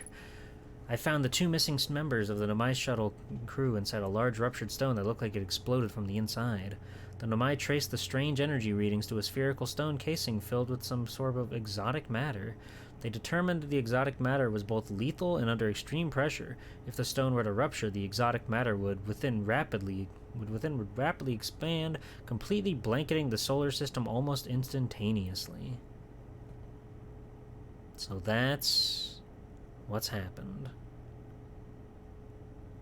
I can't believe there's more to explore there.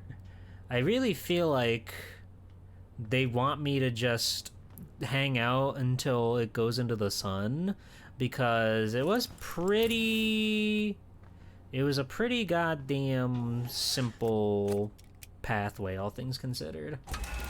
I'm kind of tempted to go do that. We've been spending this night exclusively on the interloper, but I'm just so curious on what's going on with that thing. So I'm kind of tempted to just go hang out by that little tree until it gets dark and dangerous and scary. Could be fun. Could be cool. Could be badass. I have been told to read this anonymous compliment. I'm not worried about asphyxiation because watching Deepool takes my breath away. Away. That's good. That's good. You should probably fear death a little bit, though. Because without life, without breathing, that's no way to live. Can we even land on this fucking thing? I don't know if it's possible to land on Hollow's lantern.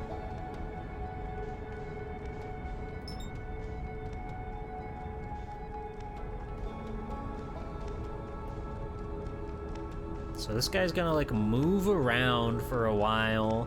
We probably won't get to land on him for a minute or 2 or 3 or 4. But once we're able to, I would love to just hang out in there until the great big sun situation happens. Because I feel like that'll open our eyes to something.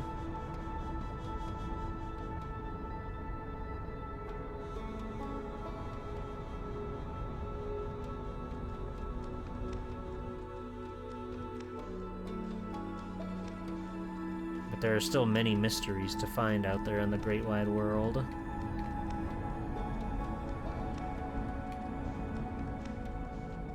Drat. Drat!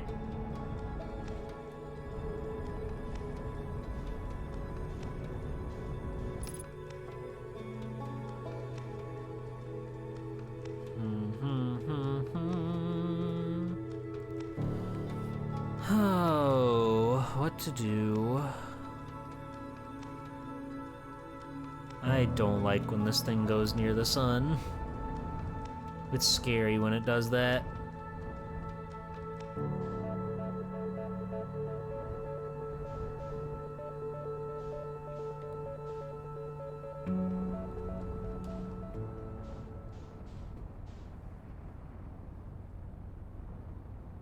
Come on, come on, come on, come on.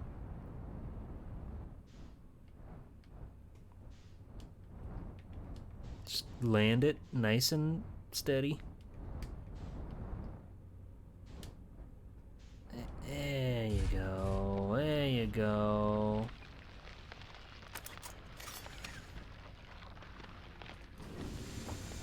Alright. Damn, that sun's hot.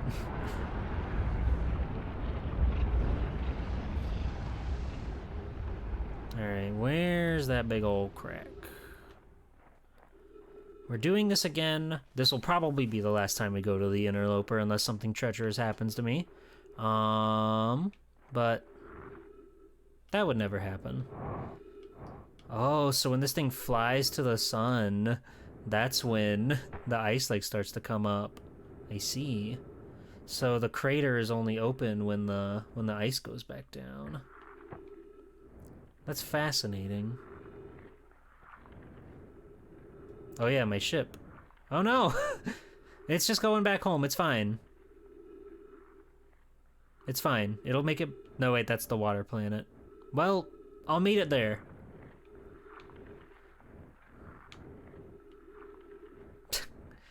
Unfortunate.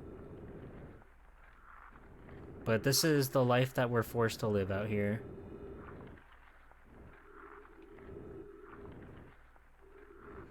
Okay, so once this thing gets far enough away from the sun, I imagine the ice will, like, go back to normal, and we can find our path.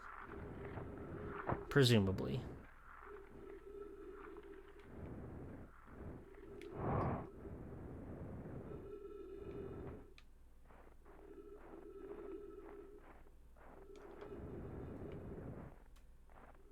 Presumably. Bye, ship. It's fine. I've got it on radar. Nothing bad can happen to the ship, okay?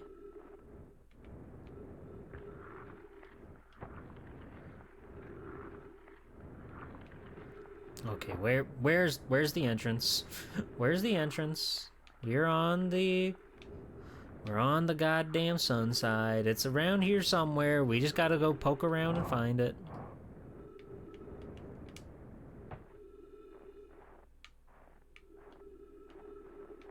Where is it? I feel stupid, but I know I'm not.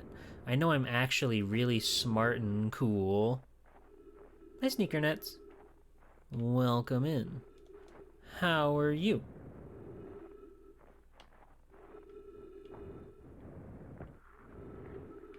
Why won't this goddamn interloper open up to me? What are you waiting for? What do you want from me?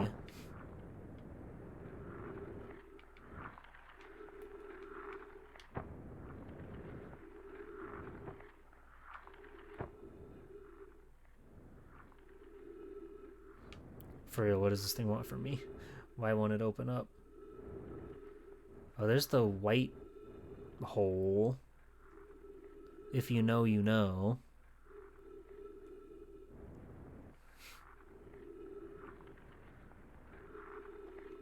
Or maybe it only opens up when it's that close to the sun and I got it backwards.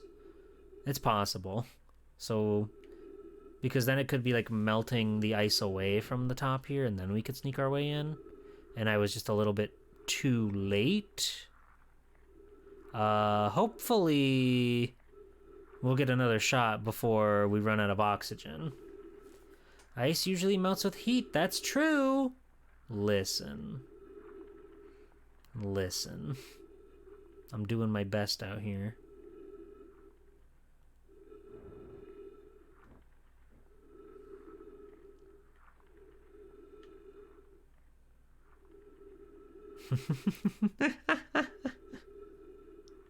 So how's everybody doing?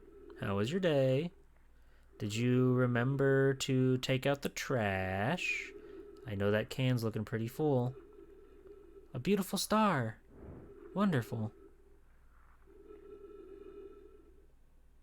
You played some basketball? Did you win? Did you dunk?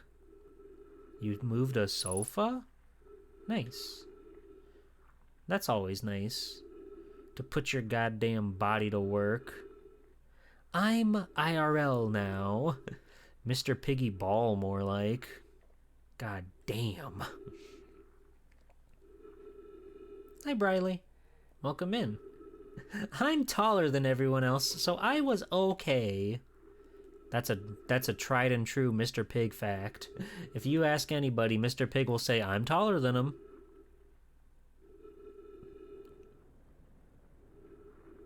Mr. Pig, you're never gonna play Fortnite again. That's so fucking sad.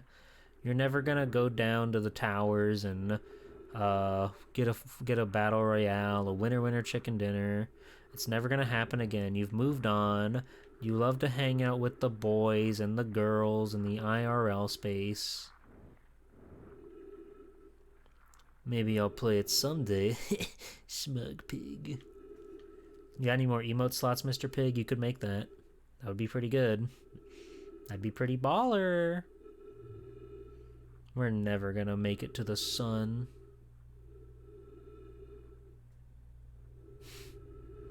I hope we do, though. Or else this whole trip will be for naught. My ship is... I don't even think it's on my radar anymore.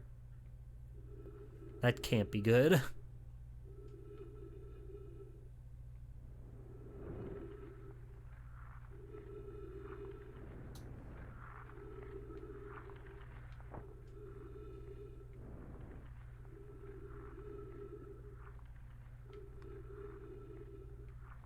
Any day now. Any day now. I don't have a lot of oxygen left, so any day now. Mm-hmm. Let's get a move on. I would really appreciate it if we could get a move on. Get up to the sun. You love to roam around, Interloper. It's what you do.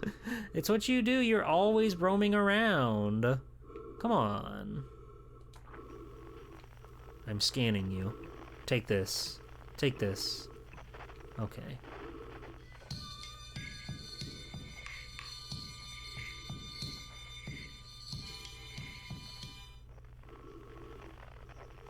I'm getting trolled by space. God damn it. I'm gonna have to go back to the Interloper again. I said this was gonna be the last time, but I got trolled because I didn't get inside the fucking planet fast enough. Gabro.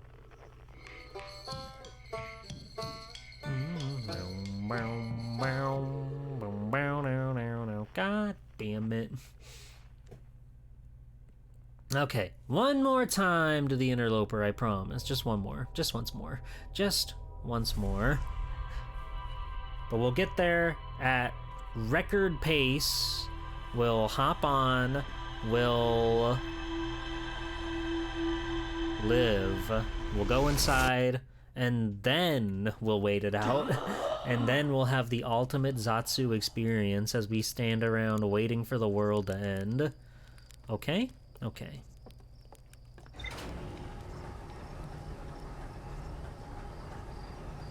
I'm so mad I'm gonna explore the Interloper more so I won't be mad. If only it were that easy. And we're off. Interloper, Interloper, Interloper, Interloper, Interloper, Interloper. I'm scanning. I'm scanning. There it is.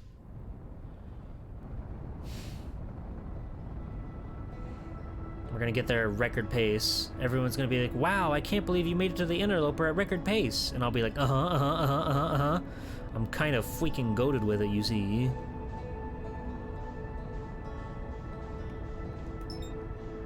I'm on to you, bitch. I'm coming. It's a very nice game. If you really feel the sense of magic and whimsy when you're playing around in space.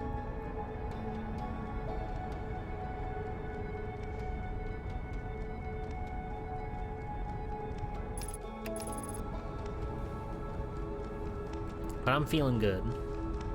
I'm feeling good.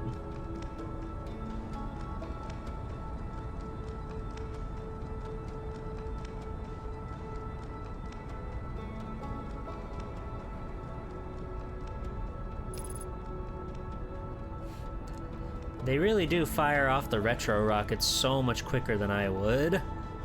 It's almost like they know something about how to pilot a ship.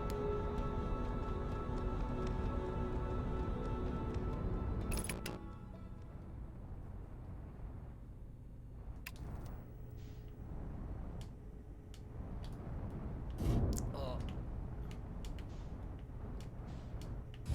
Nailed it.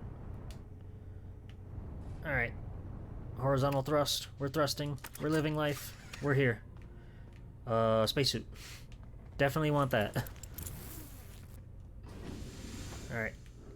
Perfect. We're right where we needed to be. This couldn't have gone better.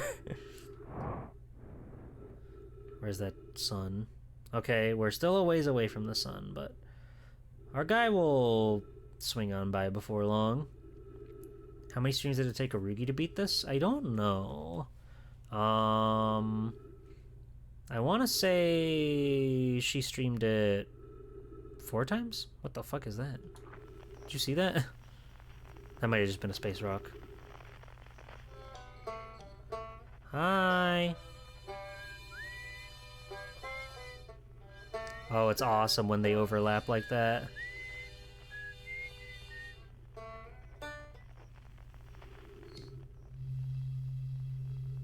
There's Gabriel. And shirt.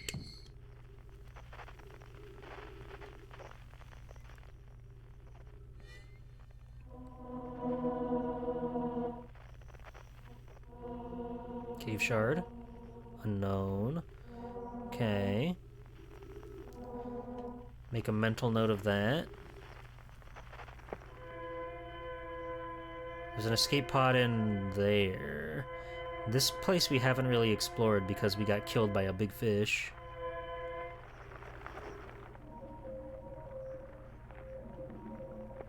Okay. Alright. We're in there.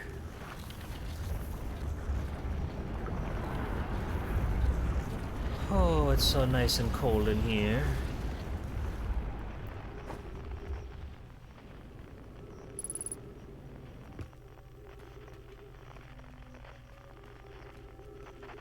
Alright. Here we are.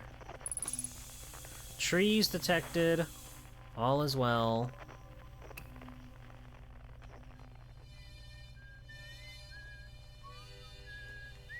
Alright. So now we wait.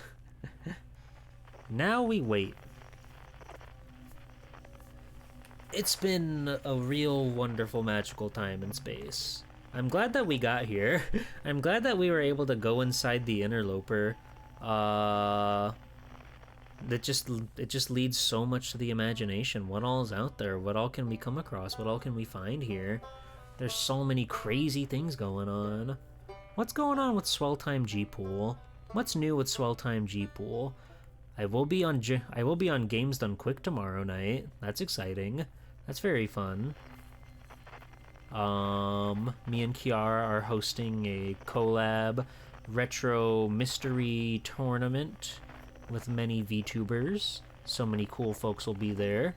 Yeah, Games Done Quick on Kiara's GDQ Hotfix show, Game Masters. It's sort of like a collaborative effort between the Swell series VTuber tournaments and Game Masters, her bi-weekly show that she hosts over there, where we've got many VTubers coming up to compete against each other in the mystery speed adjacent challenges, which, you know, ideally we're picking games that either our players are completely unfamiliar with or, you know, not speedrunners of, which I don't think any of them will be. So it should be a pretty fair, balanced, comedic night. It's gonna be the best. It's gonna be cool. That's tomorrow night. It really came up on us, huh? Because Kiara and I we've been trying to make something work like this for a little while now. And it just kind of worked out this time around in between schedules for my own VTuber tournaments and everything else I'm doing on around here. Like, the main reason there hasn't been a new episode of Archive Attack is because I'm so swamped with all of the tournament stuff going on. Because literally the second that Game Masters finishes tomorrow night, then it's like, oh, the signups for the Street Fighter 3 VTuber Open, they close this Saturday, so I'm really gonna have to start figuring out proper seating and getting everybody to show up for their matches for the preliminaries. So it's gonna be a lot of work for Swalty 2, but it's all in good fun. It's all for a good cause. The good cause being your smile. I'd wink, but I don't. My eyes are connected. You see, I can't wink. I can only blink. Wow, G-Pool will finally make it big. You better not forget all your viewers when you become famous. I would like, never. oh, Getatsu, Mellow, Ghost Lizard, and that Okay. one guy who gives you all those beats as some form of butt kissing. Okay. I would never. I would never do something so heinous, so vile, so villainous. It is like they literally did put a tree here just because they knew you were gonna spend time in here exploring, trying to figure out the paths to go down. Boom, boom, bow. But it's been a lot of fun. It's been a lot of fun prepping for everything. Like every single tournament that I do, it's always worth the work that I put into it. And don't get it twisted, I do a lot for this stuff. It takes a lot to make things cool and fun and flow, and keeping everything on like a tight schedule. It's a lot, but it'll be fun. I'm looking forward to it. Hi Cube, how's it going? Cube. Did you beat Mega Man X3? I saw the other day you went live with more Mega Man X3. I don't know how that went for you. You did? How do you feel? Tell me, inform me. I was on Captain's stream last week, and we collabed my favorite game of all time, Mega Man X3, in my effort to show Captain the light, and that game is actually really good. It's the hardest, it's like the hardest set of final levels for sure. Like, Sigma is no joke in that game, even with all the secrets, secrets that I didn't even tell you about. It's still an absurdly hard fight that you just have to master. You have to learn his moves. He does so much damage, it's crazy. It's not a bad game. All my problems with it were a result of not getting good, but I still think it is annoying at parts. But you know what? It's fun. Oh, for sure. It's got some pretty annoying parts. Like, there's no way to do a perfect run getting all the items in that game.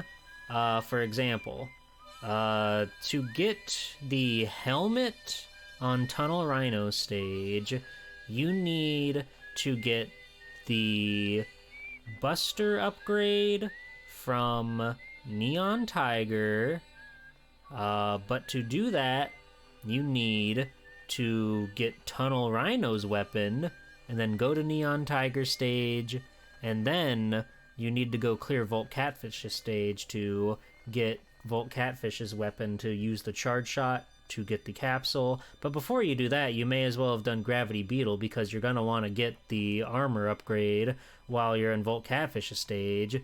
So the ice physics are pretty fucked up. The ice physics are fucked up, I'll give you that. It's kind of a deranged experience. Oh my god, everything's lining up. That's scary. They could use some work. Requiring upgrading items is kind of stupid. I don't know if stupid is what I would say, but it's certainly a lot. It's certainly a process. It makes for replayability of the stages, which I do like. I do like that the game has you going back to stages. But yeah, like having to go to Tunnel Rhino to get the tool, to get the charge shot, and then having to go to another stage to get a different weapon, and then using that charge shot to open up the path, which that one unlocks like 3 separate items. It is kind of silly. Like, they could have done something with like the acid shots. They could have done something with the parasitic bomb. Damn, Gabbro was freaking my thing.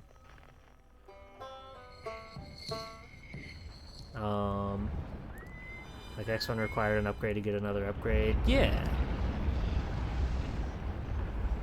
We're just cruising by the sun right now. Can we, like, see the map? Oh, we can. Cool. That's good. But yeah, I think Mega Man X3 is very, very, very, very, very, very overlooked. And people, yes, it does get very hard. There are parts where you just quite literally have to get good. But that still makes for a really cool, bombastic, exciting experience.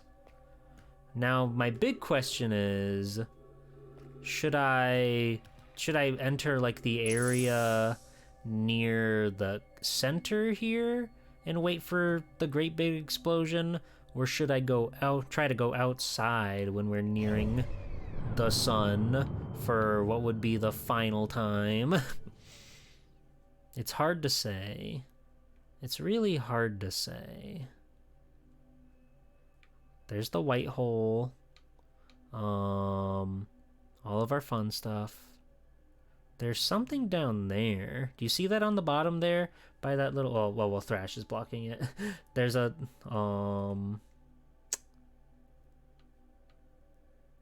Where is it? Where'd it go? Where'd it go? It's hard to tell like what's in the galaxy and what we can go to. Right next to the red dot down there, there's like a little bit of twinkling stars. It doesn't look like it picks up on the capture very well. That's kind of strange. There was something down there, but it might have just been something that we can't ever reach. It's possible those stars that are like bright in the distance, they aren't actually areas we can go. I don't know. They do seem pretty far. They do seem more like effects than anything.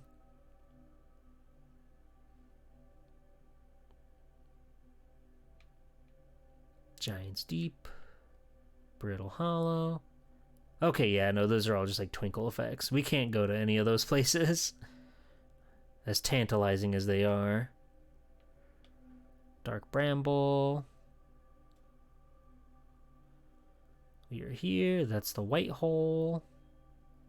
That takes you there when you fall inside Brittle Hollow. Good old Brittle Hollow. We had fun there.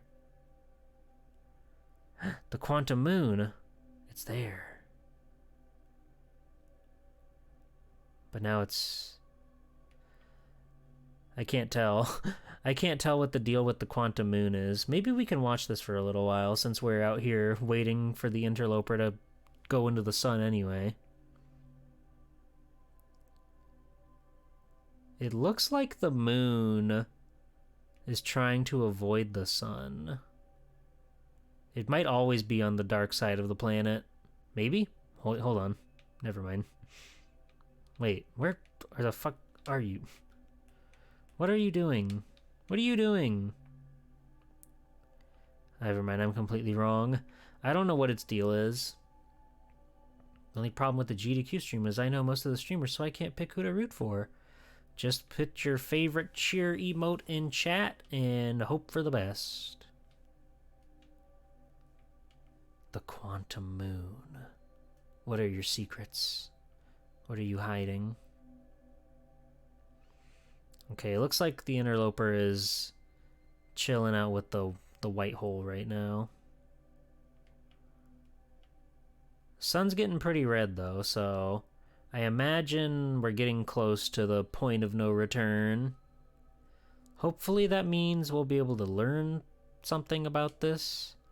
I did notice when we saw the interloper like crashing into the sun, it was sort of like parting the seas, so to speak, as it was going inside. So I'm led to believe that when inside of the sun... Oh, it looks like we've already been through it. Wait. Maybe. Something will happen. What will happen? I don't know. I think it's probably okay to start making our way down to Funtown.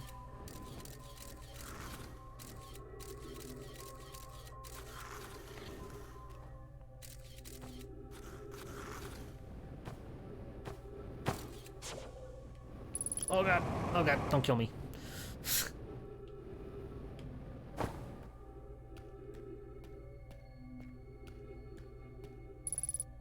Okay, so there's like... Right, we have to go right, then left.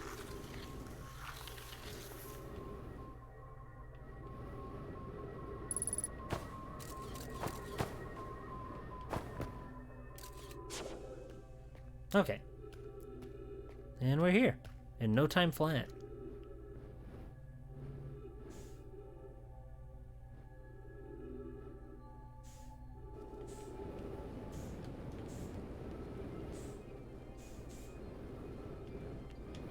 Oh god. God, the music's so scary in here.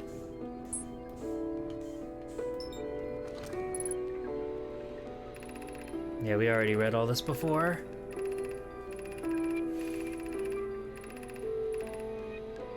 What are you doing, Pi? The more we know about the alien matter, the better our chances of survival. Wait. We didn't read that part.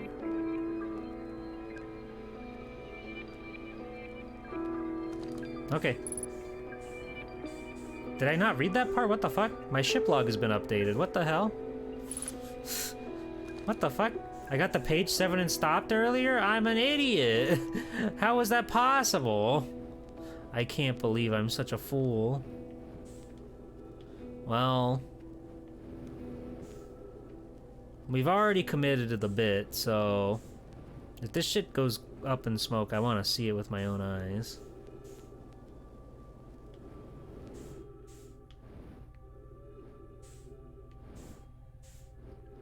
How did I stop reading? Am I a fool?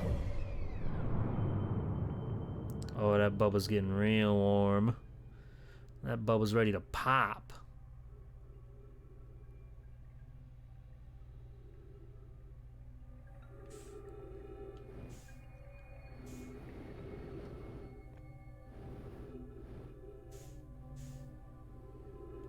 So highly, truly, highly, incredibly, dense, gas, explosive, fun, whimsy, enjoyment. It's so scary seeing like the corpses around.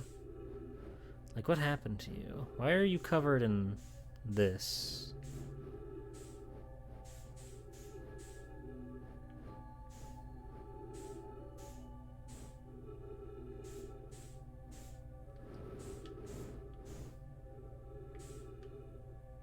Cool. Oh, we're going in, baby. And just like that, it's all over. Okay. Well, that was educational.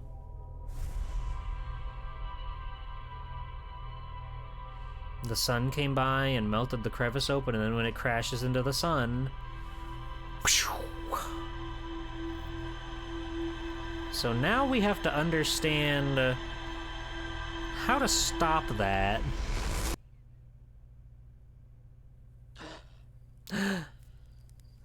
And then there's like the mystery with them firing the probe. There's so much. I don't know what that is either. I would love to see where that goes. But it's like long gone before we can do anything. Alright. We better be done with the interloper for now.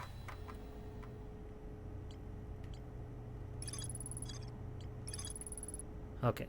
One of the Mai tried to stay behind to examine the alien matter, while the other rushed back to the surface to warn the rest of the Namai. Huh. There's more to explore on the orbital probe cannon.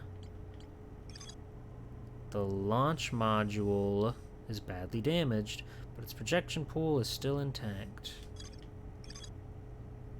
Maybe we go here again. Or the construction yard. One of the two. Anyway, we're going back to the water planet at the very least. That's exciting. Oh. I really did think that there might be something about being on there while it's inside the sun, but I guess not. I guess we need to try to stop the interloper from being by the sun.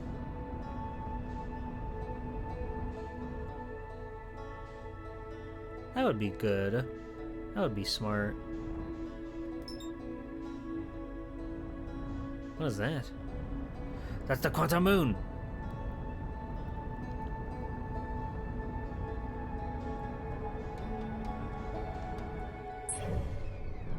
That's the freaking quantum moon, baby. That's the Addle Rock, baby. The quantum moon! Get back here!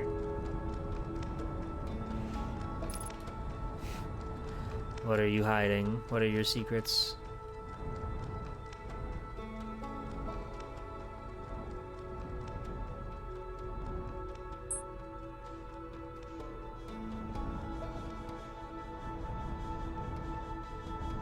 Well,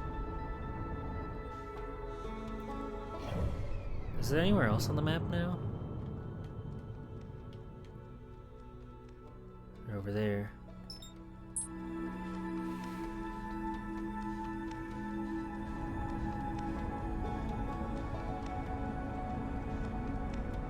Mysterious. It's a mysterious realm. I can't help but get distracted when I say I'm going to do one thing and then something else happens immediately.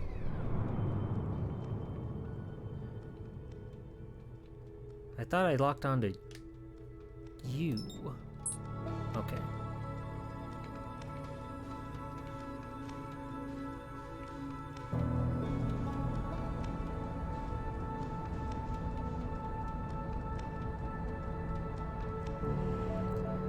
Oh, space travel's awesome. It's cool being a funny little pal in space.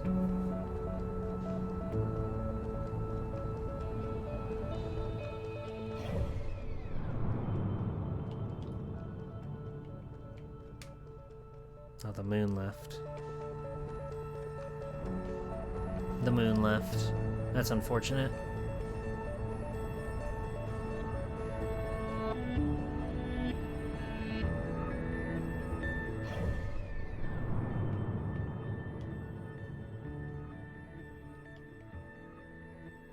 Ah, I see. So the interloper is like, it keeps like going around and around, but eventually it hits that point where it just smacks into it. That's crazy. Why would God invent such a scary concept? If space is so cool, then why haven't they made space too? That's a good question. That is a very good question. Space 2. There's a Space Jam 2. Does that count for anything? Maybe.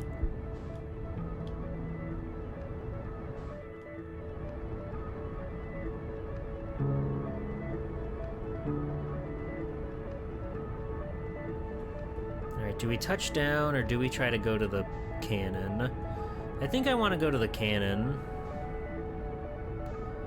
There's that little bit of the island that comes up into space for a second. That's always fun.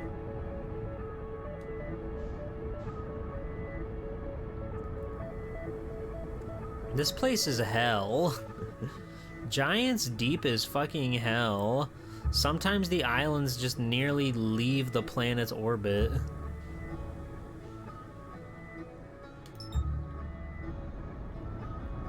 Oh, the game's lagging. Why did the game lag? I hated that. Come back here.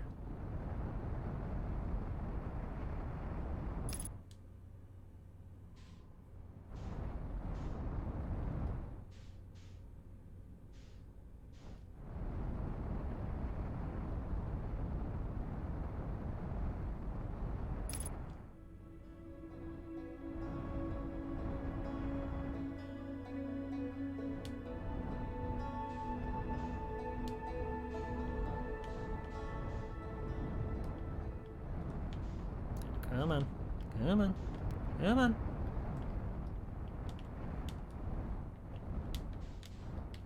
Nailed it. Nailed it. Alright. So let's review. So the Nomai pushed the orbital probe cannon above its maximum power settings to create the greatest chance of finding the eye of the universe. Yep. Orbital probe cannon was created to find the precise location of the eye of the universe. The broken remnants of the My Space Station in orbit on the Giant Deep. There are 3 access ways branching off from the central hub. And the launch module is badly damaged, but its projection pool is still intact. So the probe tracking module threw into my projection pool. It looked like a module was underwater. I could see purple electricity outside the viewport. Imagine turning on the news and hearing there's been a really big storm yesterday evening, and Greenland has been lost to space. Oh, fuck. Forgot about my spacesuit. Oh. That ain't right. That ain't right. How could they? How could this have happened to me? After all that fun I had circling the quantum moon. That was so scary, dude. That was so scary.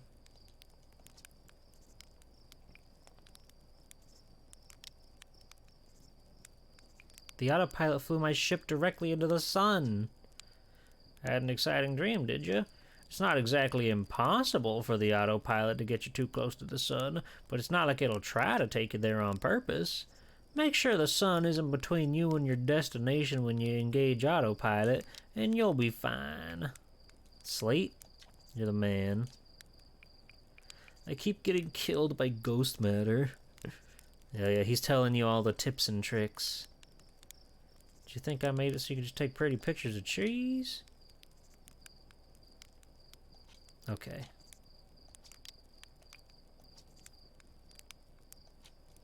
Alright, thank you, Slate. Let's try that again. This time, I will be prepared. Mentally, I wasn't there, but now, I'm locked in.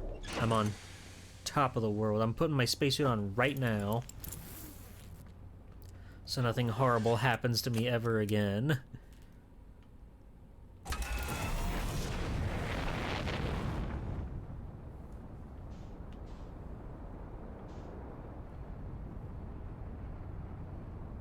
Alright, we're out of here.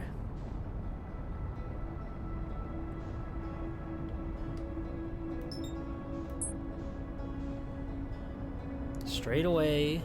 We're gonna get it this time. We're gonna be okay. We're gonna learn a new thing about the great wide wacky world that we live in.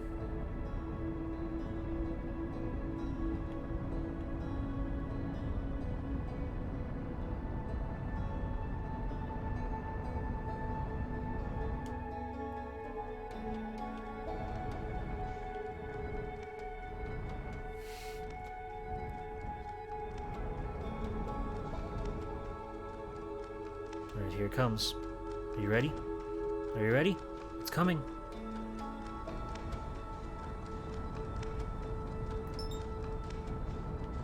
Oh, we missed it.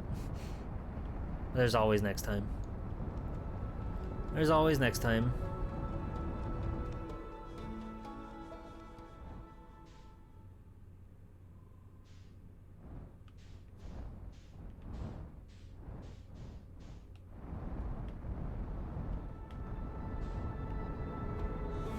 We'll get it on the rebound. Don't worry, everybody. We'll get it on the rebound. It'll be okay.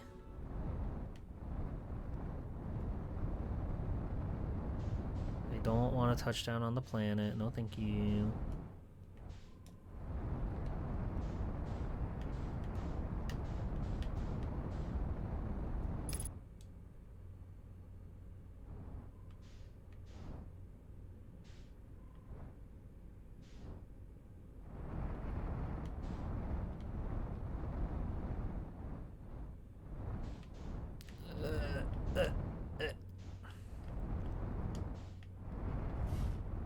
Alright.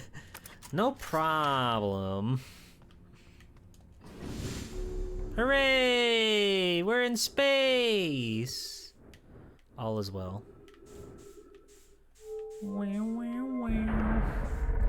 Boop, boop, boop.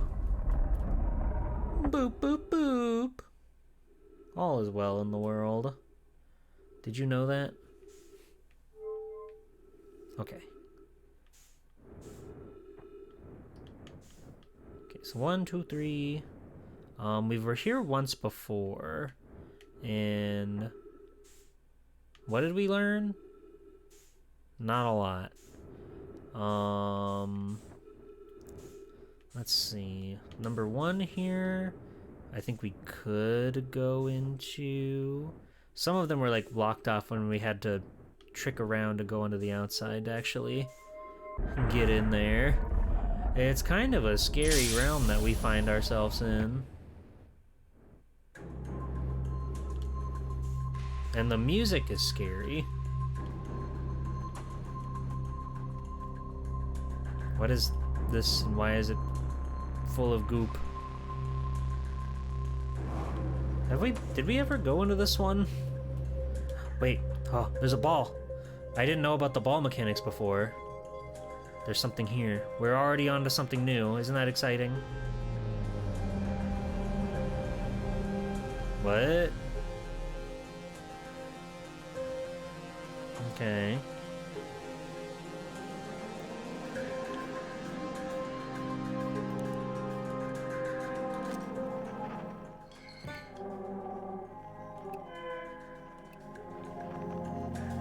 Okay, so if I take this out, that goes away. I didn't mean to roll it all the way over there, but that's fine. What the fuck?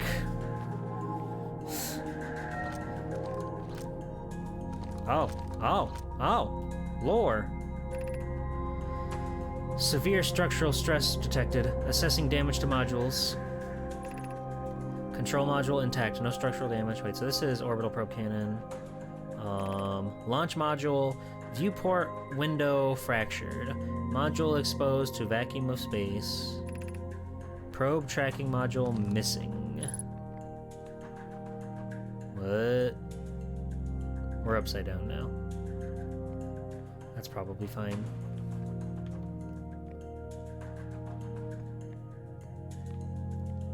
Oh, that might have been my problem before. I think I came into this room when it was upside down.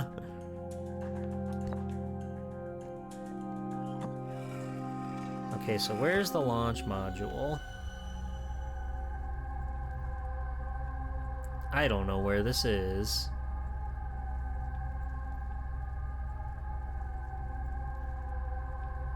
I guess this is floating around the thing because there's the cannon. Okay.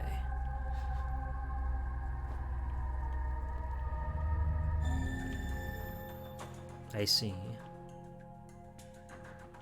That's super fascinating. When it flips me back over, assuming it does that, I will... Oh no, we can just do it on our own accord. Let's try to get it into that one there, because we didn't see any of this before.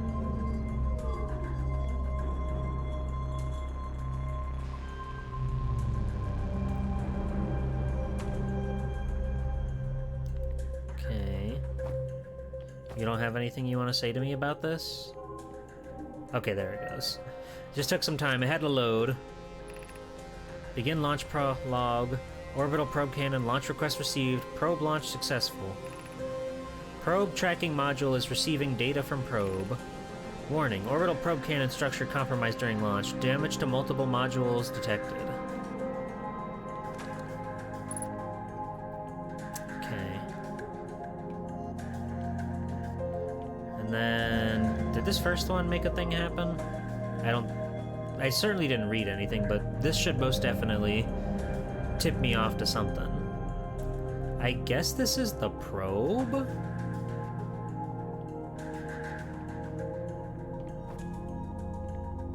I guess that's the probe. Here we go. Cannon aligned with randomly selected probe trajectory. Gravity field activated. 8 minutes, 9 seconds ago. Request the launch probe received from Ash Twin Project. Okay. So, the Ash Twin Project gave them the go-ahead. Or they said, hey, can you make the thing happen? And they were like, alright, sure. Sure.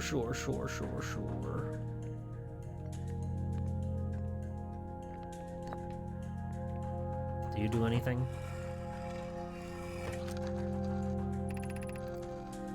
I don't know if we've read this before or not. I have bad news, Avens. Euro says there was a problem with the proposed power source, so the orbital probe cannon won't be asked to fire. I hope you're pulling my locomotive limb here, Cassava. I wish I were, my friend, but no. They aren't certain they can fix the problem, so the orbital probe cannon is on indefinite hiatus. Tell Privet and Mallow they should return from the cannon. My spouse and I will remain at the construction yard for now. An update. Mallow and I will join you in Daz. Privet left to visit her brother. She fears Idea may feel responsible. The construction yard. Okay, I'm guessing we have read that then. Because we didn't get a, ship update, log update. But I think we've gleaned what we can from this area here. It's always something crazy.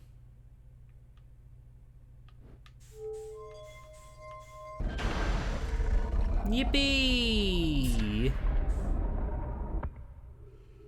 Alright, that was numero uno. So let's go into number 2. Right. This one is totally blocked off.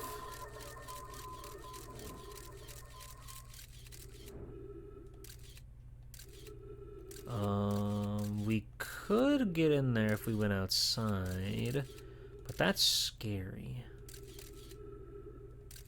Doesn't really look like there's much of anything in there. Unless there... No, we can't use the pool there because the noodle is broken. It sucks when you can't use your pool noodle. We've all been there. And this one completely blew off. So... let's see if we can be brave and traverse to the other stuff. What's that? Stop. I just want to... Who knows what that is? That could be anything. It's not important right now. Okay.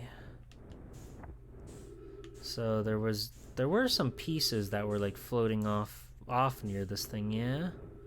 That we could go take a peek-see on. But let's just try to like stay within this thing's gravitation.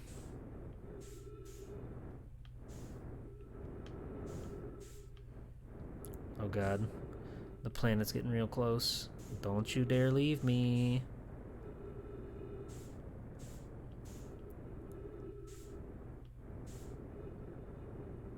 Okay, so here... It looks like it's just other pieces of the cannon, actually.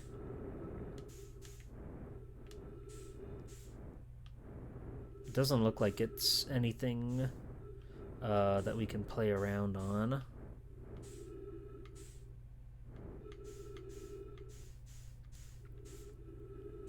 Oh, how did that happen? How did that happen? Come back, come back, come back, come back, come back, come back, come back, come back, come back, come back, come back, come back, come back. Ow. This is where they launched the dam.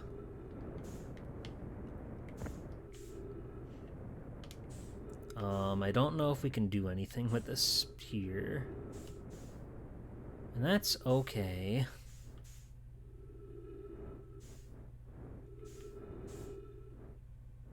Is that the construction area? This place is too big. It's scary. The Clockwork Cathedral, heart of the English Empire. That's so real and true.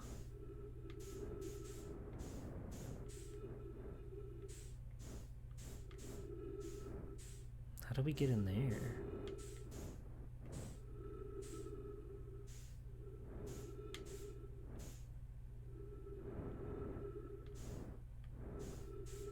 This part is like totally intact, so there's no hope for that.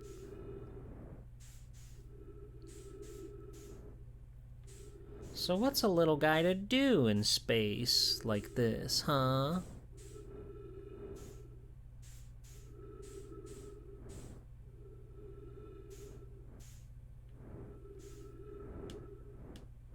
Have a good night, Gotetsu. Thanks for dropping on by. Alright, just hop up here. We can refill on our juices. Sweet. Let's recap.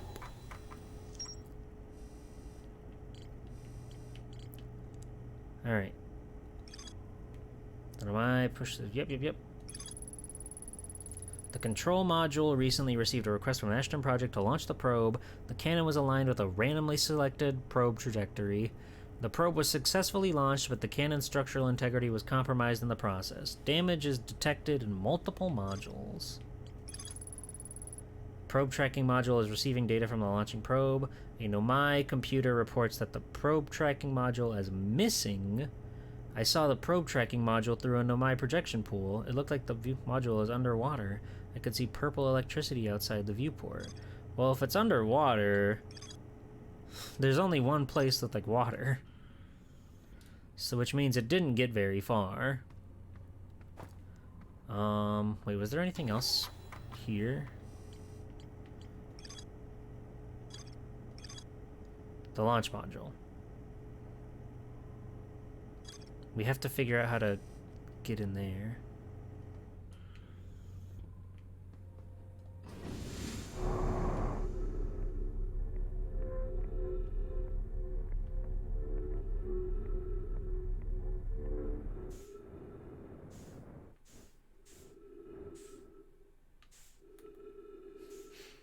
It's so scary being in space, you guys.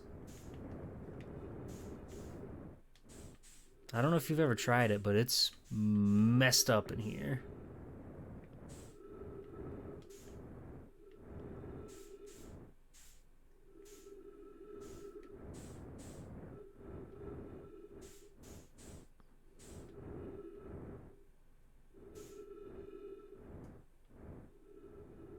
Imagine if it said launch module was on the interloper. Wouldn't that be oh so pretty? Okay, here we go. Oh, my tree. My funny tree friend. Okay. Probe tracking module projection stone. Well, let's read the lore first. You know what I mean. Imagine, Privet, the probe tracking module will be the first to know the coordinates of the eye of the universe. You'll be the first to see them. I am honored and terrified. You won't ask the orbital probe cannon to use so much power that it breaks, will you? Fret not, my nervous friend. We only needed to fire the probe once anyway, so who minds if it compromises the orbital probe cannon's structural integrity system? I would mind, Mallow. I would mind, because we won't be able to be capable of receiving the probe data if the probe module tracking is I fucked that sentence, I'm bad. If the probe tracking module is missing... Like Mario. Oh, there's a key up there. Oh.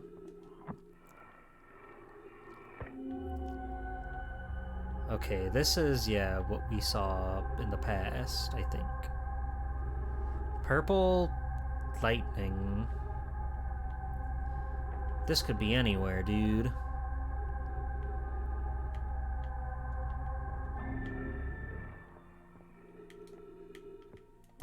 Put that down. Give me that.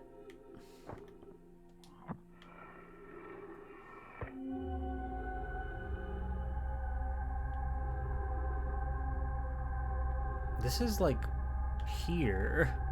No, not here, but I think this is the first room we were in. Nice. Bowser took the probe tracking module. Mallow, my bet of 50%.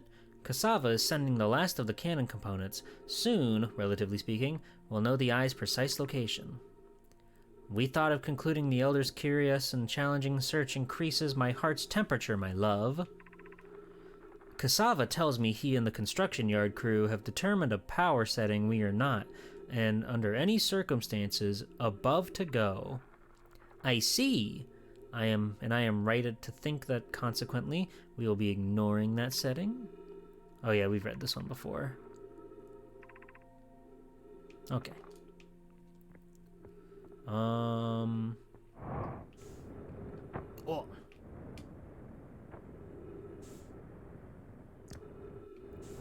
So which one is the... I guess the third place was completely blown off because it ain't here no more.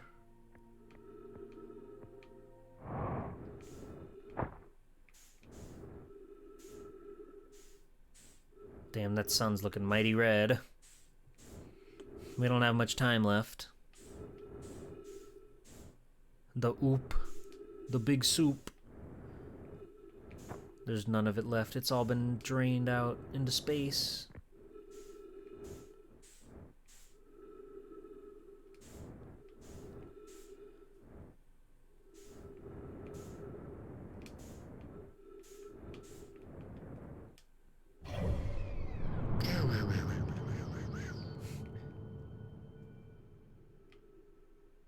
I am here. So yeah, there are other pieces of the cannon, but I'm not seeing where the construction... Oh, maybe it went underwater. There do be some purple lightning on this planet. It do be possible.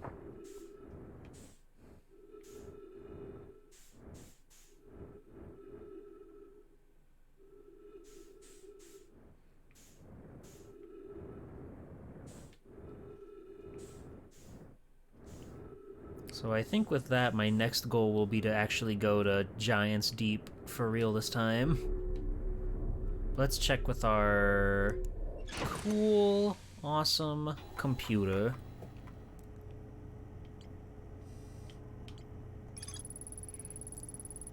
Any Nemai aboard the probe tracking module will be the first to see the coordinates of the eye of the universe. So true. Construction yard. Okay, I still need to... Oh, wait. Oh, no, that's the... I'm an idiot. For some reason, I kept thinking the construction yard was part of this, but no, it's there. It's the big loop-de-loopin' pool place. So we have to go there next. That's our great big adventure. I don't know how much time we have left. Not a lot by the looks of the interloper. But we can give it a shot.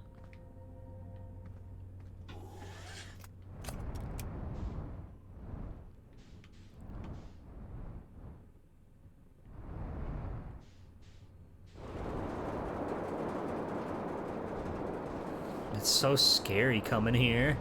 It's like a hell on Earth. Or I guess this ain't Earth. This is another cool new planet. I don't think I've ever explored this. So let's do that. For fun.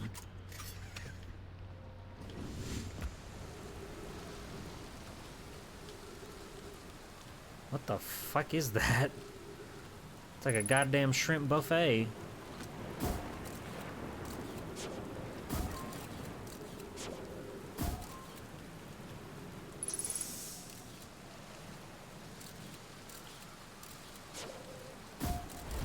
Okay.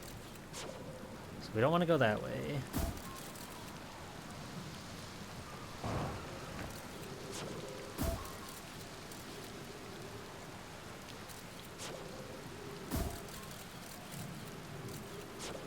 This is what Namek looks like when Goku and Frieza were fighting. That's true. This is most true. Alright, the gravity is fucked up here.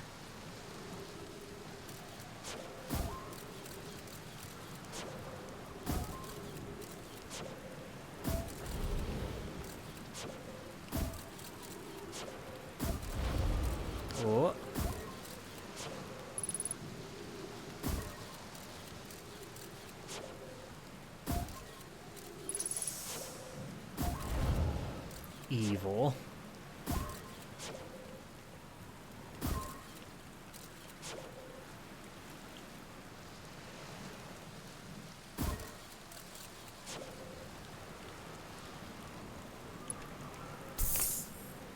What the fuck is this thing?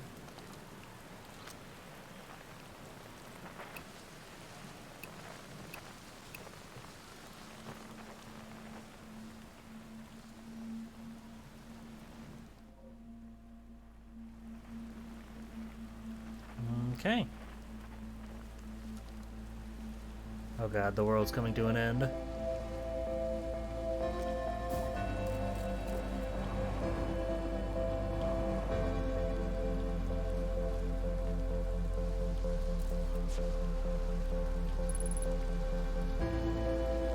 One of our buddies was here.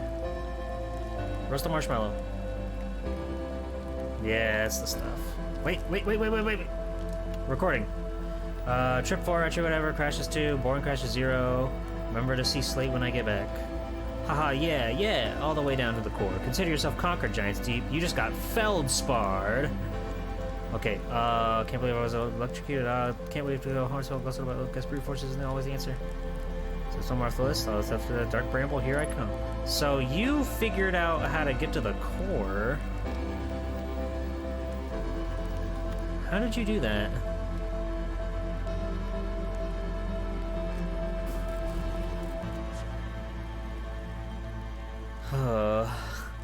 Well, we got some important intel at the end there. That's fun. That's fascinating. Oh! We're fine.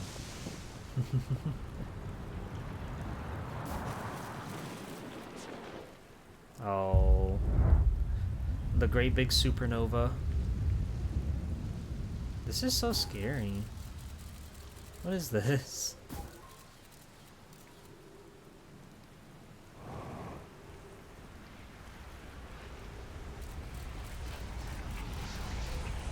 Hooray! Awesome. We learned a lot that time. There was a lot in the world. There was a lot to see. We have more or less cleared out the orbital probe. So we want to go back to Giants Deep again, because we want to go see the construction zone and see what we can learn there.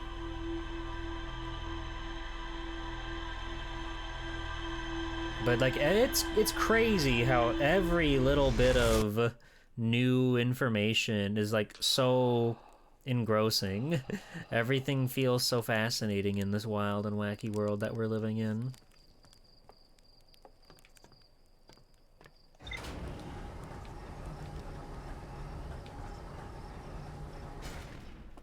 And there are still so many mysteries left to find. So many wild and crazy cool things. Bramble Island, you say? An island of thorny vines and what appears to be frozen jellyfish. It looks like feldspar camped here before heading off the dark bramble. Feldspar headed off the dark bramble after reaching the core of Giants Deep. When I launched my scout into the seed that crashed on Timber Hearth, it ended up in a much bigger space filled with fog and thorny vines.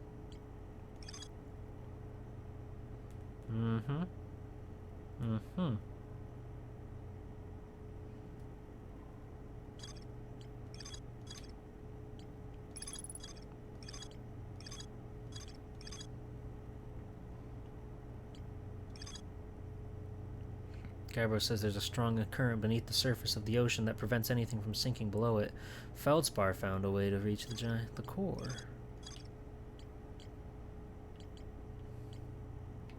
I see. No, we went there like one time and we got eaten by a big fish. But if our main man there can handle it, surely we can too.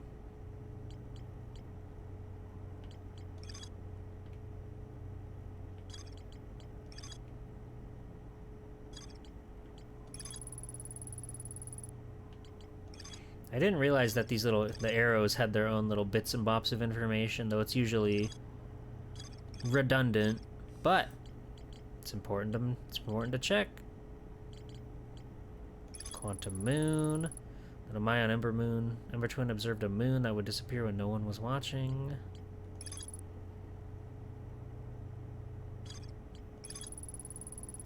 There's so much out here in the fucking world.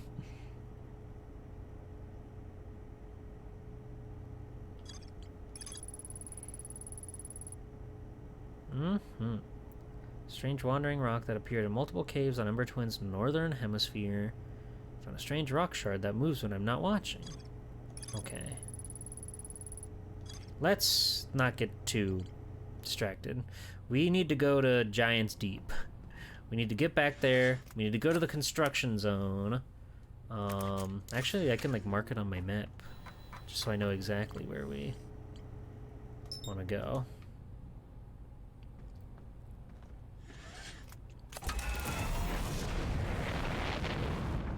Eventually we'll go back to the Bramble Planet, but I feel like we just need to learn more about the rest of the universe before we can truly master that place. Because the one time I went there, it didn't end up well for us.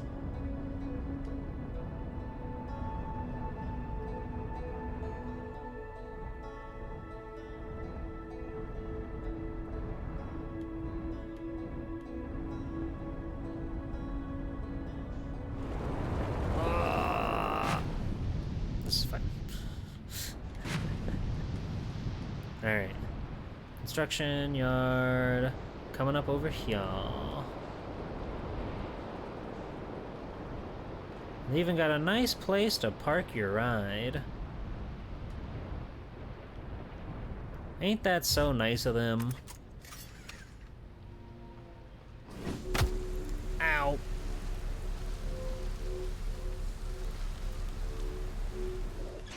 Spacesuit, please. Thank you. G-Poor, I'm going to do that cute dog thing where I shake to dry off and spray you.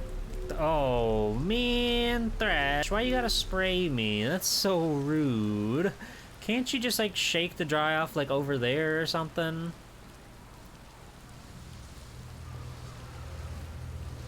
Alright. So, we're back here. This was one of the first places we went to, and we were pretty inexperienced on how this video game works. So, like, I'm sure we didn't read whatever this says. This is it. We finished building the final orbital probe cannon module, and we're ready to send it into orbit around Giant's Deep for assembly. Our next step will be to send Privet up to the orbital probe cannon to install the probe tracking system. To all my friends here at the construction yard, my gratitude for your tireless work.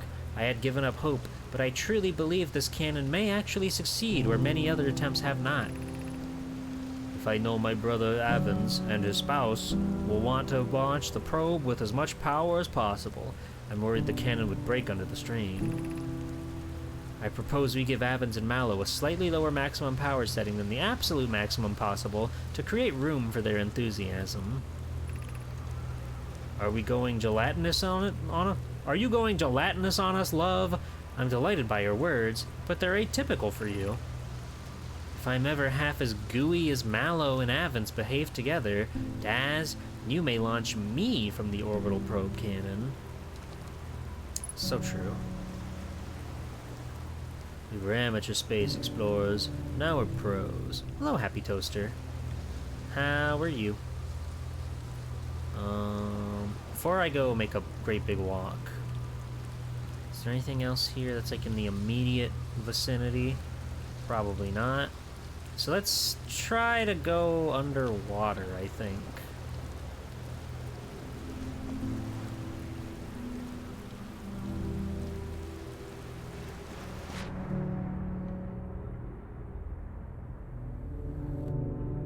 It doesn't look like there's any sort of connectors here to get us down deeper. So how did that man make it to the center of the island? Surely it's got something to do with that weird jellyfish that he was playing with. Surely. Jellyfish. There's more jellyfish. And there's all the purple thunder, so The probe is definitely in there. We just have to figure out how to get there.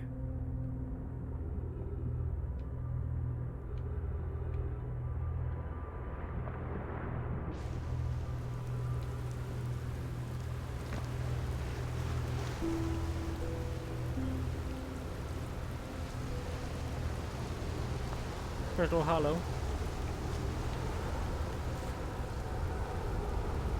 Oh, we gotta take this projection stone all the way over there? Oh, Jesus. We're in space now. That's insane. This is an insane game for insane people. Alright. Construction yard. Badass. I'll wait till we drop back down.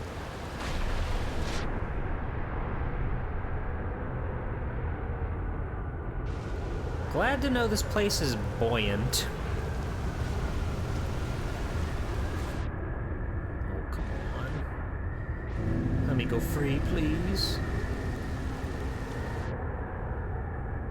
It's so scary on this planet. Your life could be forfeit at literally any moment.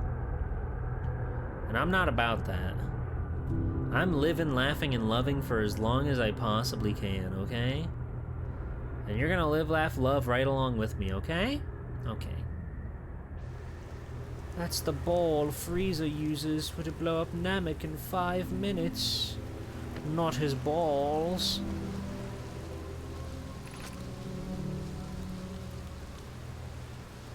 Cool. Oop.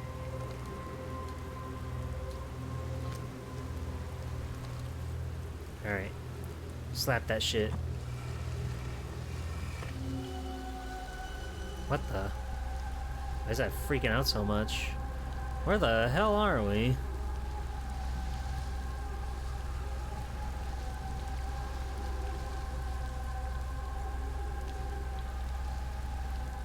Is this in... No. Where is this? This is Brittle Hollow, yeah?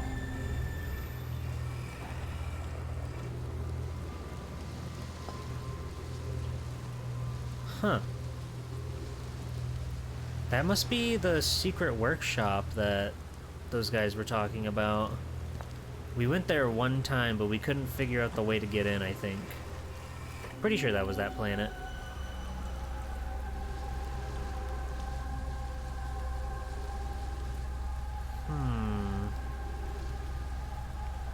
What the fuck are those? The pillars being held up by tornadoes. Okay, well that's informative, methinks. Oh, I bet if we put this in here, that'll give us some insight. Connie, Daz and I were lifting orbital probe cannon components into orbit for assembly, and one somehow sank down beneath the current. Coney, you should have seen it. We thought it was impossible for any cannon components to sink even partially below the currents, but ours sank straight to the core. Cassava convinced me not to try to recreate the phenomenon myself using other cannon parts. We're very curious to know what happened. How could something pass through the current? My gratitude for your interesting question. This is exciting.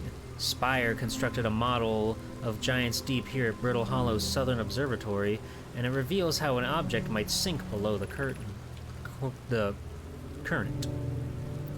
Konoi, I'm unable to grasp the answer by looking through the projection pool. If I visit the observatory, would you kindly explain? If you don't mind the trek beneath the surface of the South Pole, I'd be delighted to see you. There are 2 trailheads, one at Brittle Hollow's gravity cannon, and one at the Tower of Quantum Knowledge. The gravity cannon and the Tower of Quantum Knowledge. Okay. I think that's how we get inside there. Though that still leaves us with some very important questions. Please say hi to Anti-Santa down at the South Pole. We definitely read this one before. Yeah, this is the locomotive limb.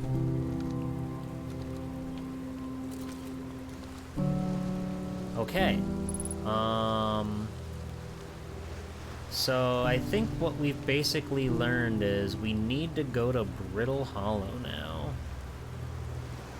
Doesn't seem like there's too much left here for us at the moment.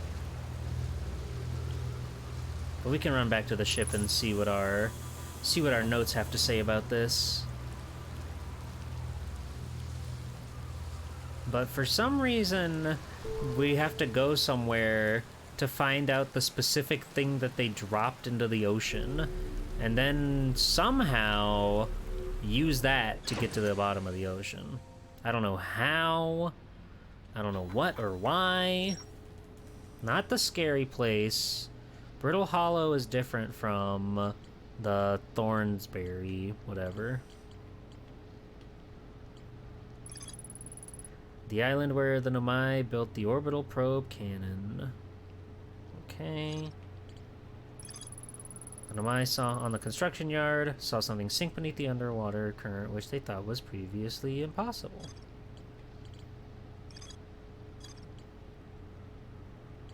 Okay.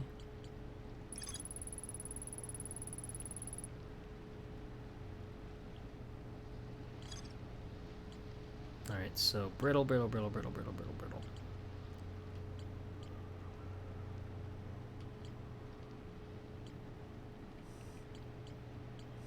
That's Ash Twin. This is Ember Twin.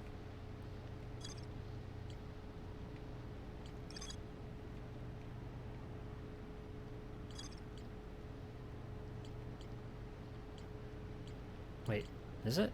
No. Okay. Escape Pod 1 went to Old Settlement, which is on the place. The place. You know the place. The place. So we gotta go there. I'm surprised we didn't get anything that had something to say along the lines of, like, the thing that we dropped in and how they're telling us that we should probably go out and see what we can see. Statue walks up next to a broken door. Oh no, this is Giant's Deep. I thought this was on Brittle Hollow. This changes things. I feel like I haven't been very eloquent with how I'm explaining my thought processes with this video game. It's a lot to take in, and there's a lot to think about. Some of my children debated, blah, blah, blah. I could see a large cave from one of the ruins on top of the island. The bottom of the cave is filled with water. Should we try to go there? Gabbro says there's a strong current beneath the surface of the ocean that prevents things going. The Mai on the construction yard saw something sink beneath the underwater, which they previously thought was impossible. And Feldspar found a way to reach the core of Giant's Deep. Bramble Island. Looks like Feldspar camped here before heading off for Dark Bramble. I see. I know how hard thinking can be. Good.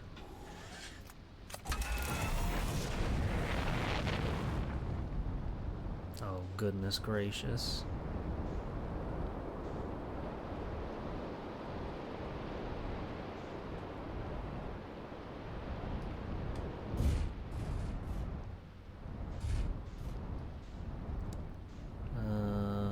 This was the island that had the thing on it.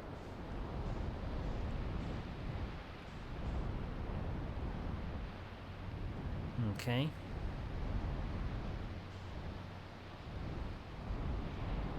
But we couldn't do anything with that, unfortunately.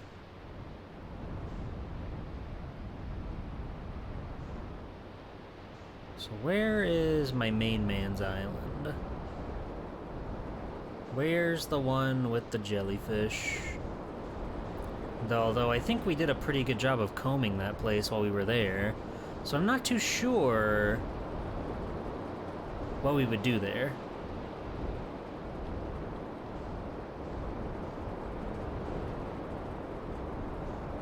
What is that? There's like a tiny little something. Fresh I'm equipped with a super microchip that lets me process 10 million thoughts at a time. I just choose the one that's funniest. Oh, I see. You just left your fucking ride here, dude? I guess that makes sense, but figured you want to park it somewhere.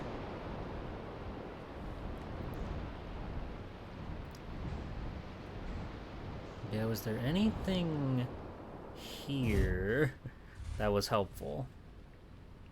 I don't think so.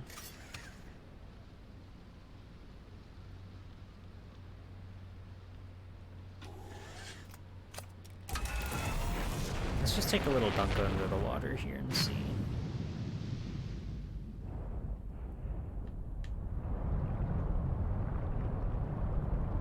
Okay, I tried. I wasn't sure if it was like the rock that this was made of that was giving us the chance to go through or what. But something from this area let that guy go through, and he was able to conquer this mighty beast. What that something could be, who's to say? God, it's so disorienting flying around in your little spaceship.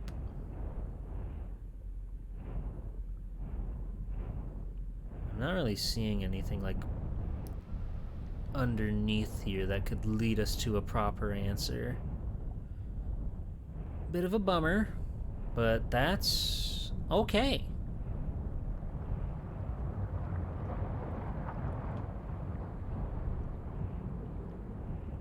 So I guess we can just go to Brittle Hollow and hope for the best. Brittle Hollow, South Pole.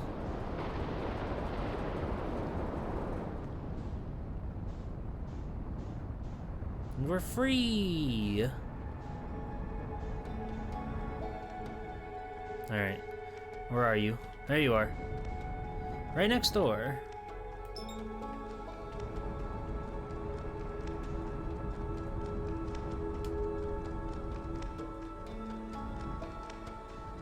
Alright, how do I know what's north and what's south? I should have like a fucking space compass or something.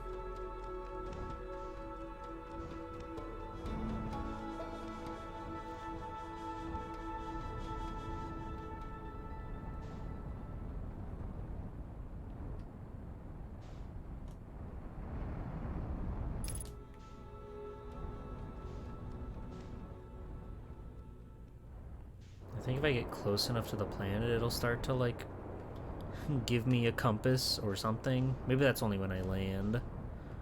Or something. Or something.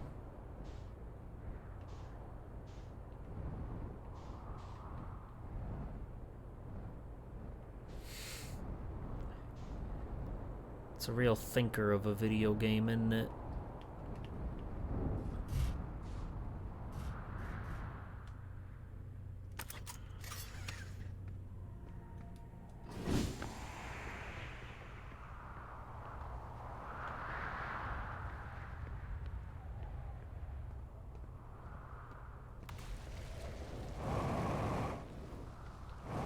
I don't think I've ever been up here. Plume, Felix, and I have determined this atypical shard of rock is the reason objects in this grove are behaving in a quantum manner.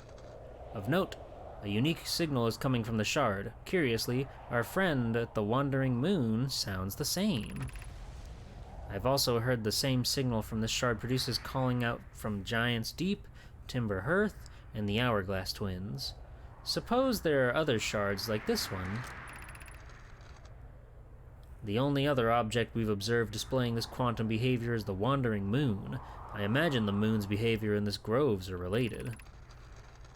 In her note from earlier, Felix mentions the strange type of rock that isn't found elsewhere on Brittle Hollow. What if it isn't originally from this planet? Hypotheses. This quantum shard is from the wandering quantum moon. Perhaps it is even a small piece of the moon itself. Okay. Fascinating. Shrimply fascinating. I'm not a space expert, but I don't think the 4 cardinal directions exist in space. What do you know? You don't know anything about the big rock that can move. That's such a weird... I'm like, why did they make that? Who thought to make the big rock that moves? Not me, that's for sure. Okay, this is the Tower of Quantum Knowledge. Awesome. If you are preparing to make your first pilgrimage to the quantum moon, descend the steps to the entrance below. The knowledge held within will help you on your journey. Okay, so can you teach me a thing or two about rocks and how heavy they are and how I can sink to the bottom of the briny deep? That would be nice.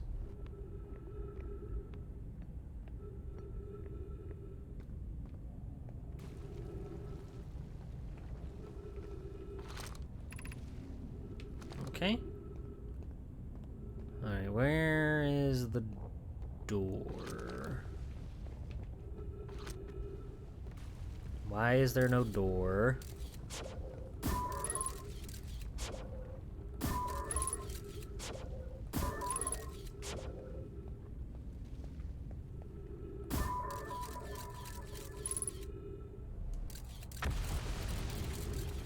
Scary realm. Alright. Okay. Well, there that goes. How the fuck do I get into the Tower of Quantum Knowledge, dude? Some quantum knowledge. Can't even figure out how to open a damn door.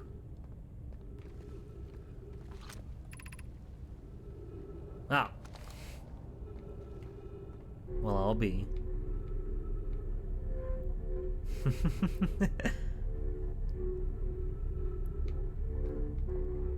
Ah, knowledge. My favorite.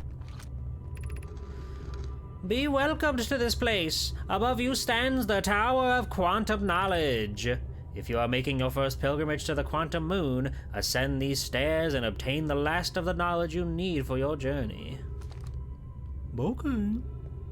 That sounds like fun. The crossroad. Yep. Ah. Cool. We'll leave that for later.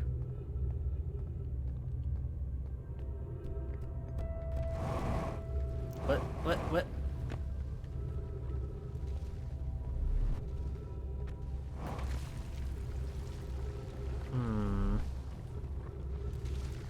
Something funny happened here. The road ain't supposed to be broke like that. Jeepers. Oh.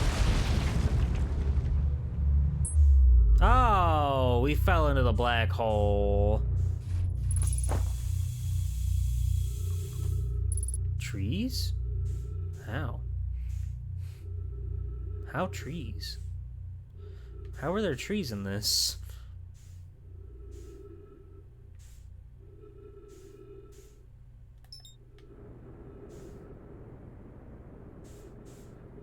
I can't believe our goddamn thing got pulled in.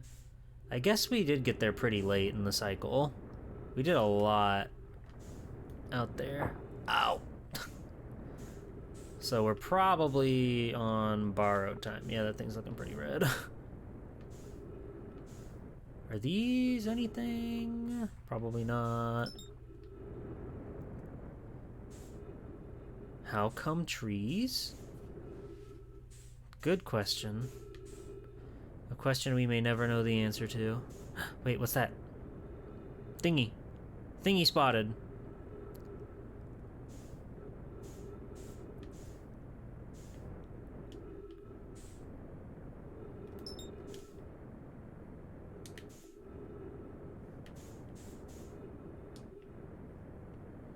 What is this thingy?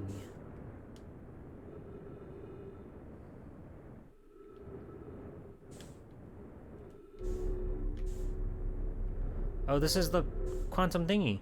Oh. Oh, but now, because we're not in the fucking... Oh, it worked out. I was actually a genius to come here at this point in time. Fuck yeah. Friend? There's a friend here.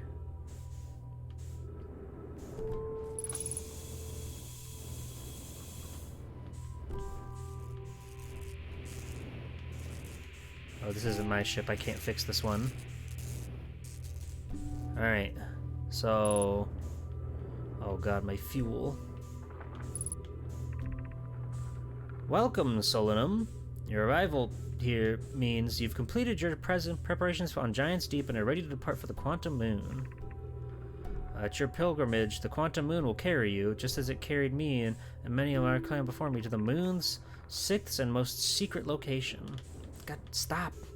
I just want to float. I'm not done. Thank you. You'll be aided in your pilgrimage by the shrine our clan built on the Quantum Moon. But remember the final rule. To explore the sixth location, the shrine must be on the moon's north pole. Be careful on your journey. Okay, that doesn't super tell me everything I need to know. Oh, that's scary. These things are moving. Trees detected. Trees rule. Okay, but if there's a ship here, we should be able to find something with oxygen. Or not oxygen, fuel.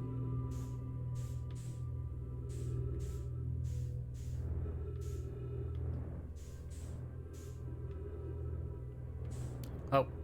The whole hull is open. What the?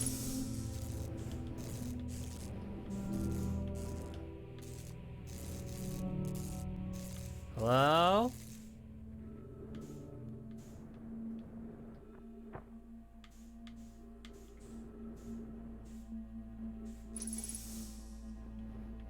Wait, no, but I'm not ready. I'm not ready. There's still so much to learn. No, it can't be over yet. No.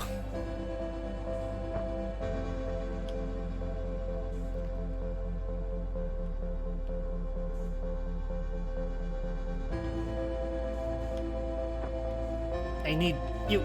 Come here. To me.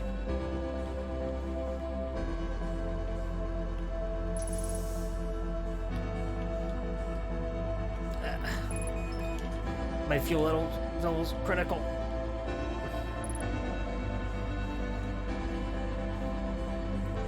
If you're here, you make your feel you're deeply. We make this journey not for ourselves, but also to honor the members of our clan who came before us. Those who, after the crash that brought them to the star system, became stranded on Brittle Hollow on the Ember Twin, with no communication between the two groups of survivors.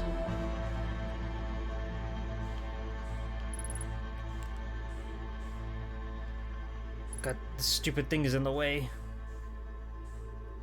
These Namai looked upward from two different planets on the same wandering moon visiting their skies. It was the moon, the quantum moon. God, scan, scan, scan, scan, scan, scan, please. I want to scan it. I want to know. No, fucking stop.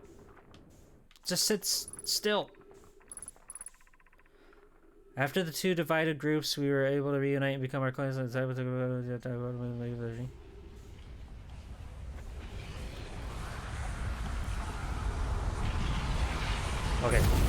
we got it. We got it. Draco Shar Omega Lula ships tag ships stuck.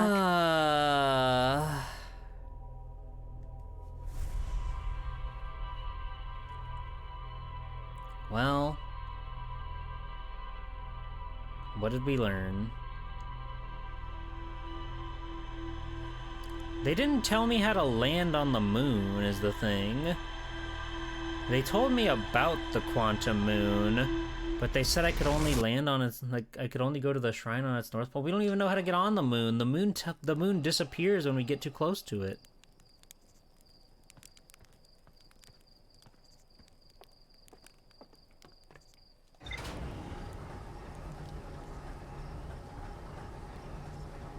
So what do we make of all that?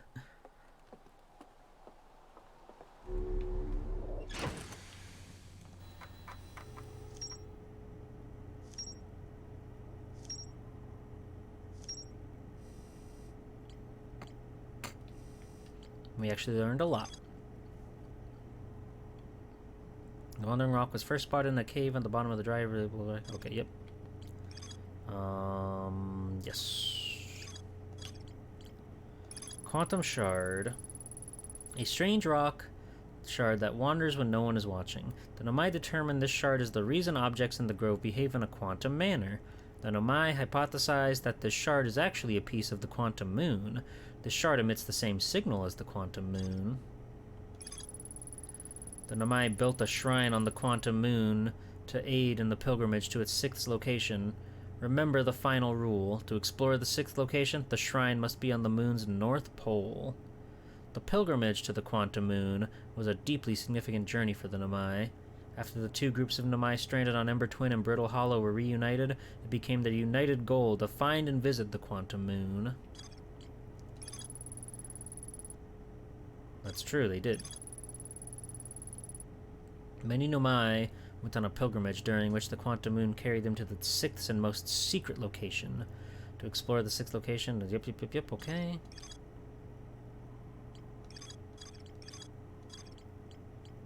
Shirt's research notes mention a quantum moon that no Hearthian has been able to land on. That's true. The Nomai detected a quantum signal coming from somewhere on Giant's Deep. Okay.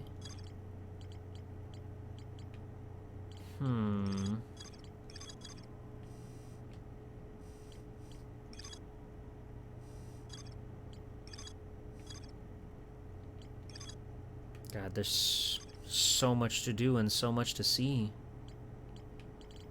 It doesn't look like that much when you pull the camera back like this, but there's a lot going on in this place.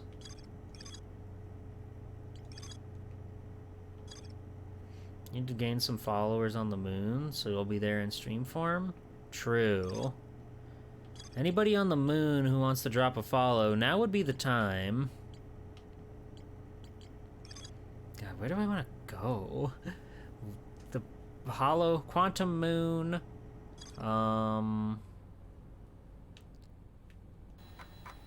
Let's see. Quantum moon.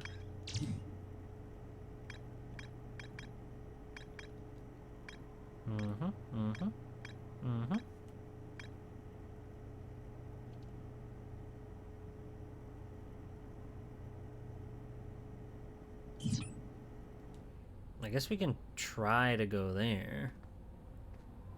Have a good night, Vic.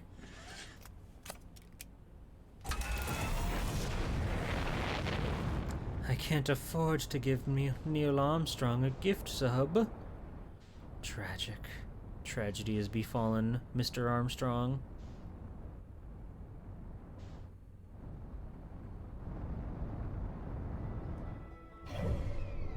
Alright. There's no moon there now.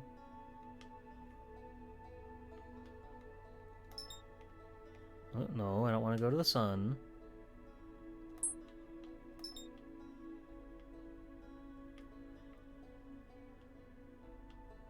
That's the white hole. There's the satellite. I am going somewhere. My ass got sent flying. Okay. So, something quantum moon. Something be there soon. I would like to believe. But the only time I've, like, seen the moon, really, was by the twins.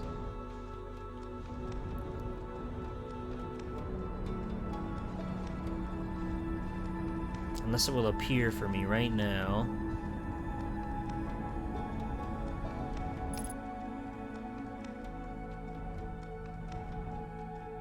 Push the white hole into the black hole. I don't think it works like that, unfortunately. Is this place even, like, habitable? I've assumed no, but maybe, just maybe.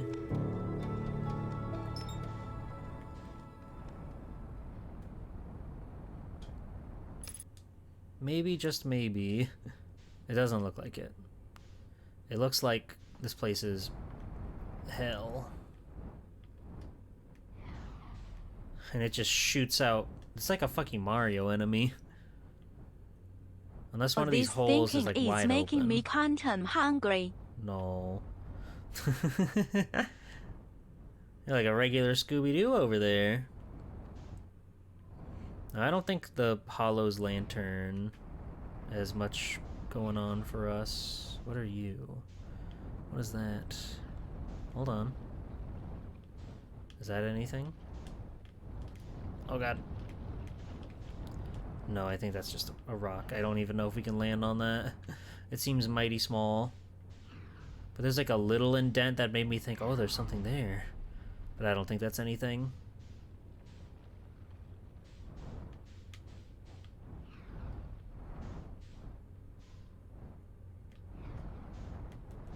Oh!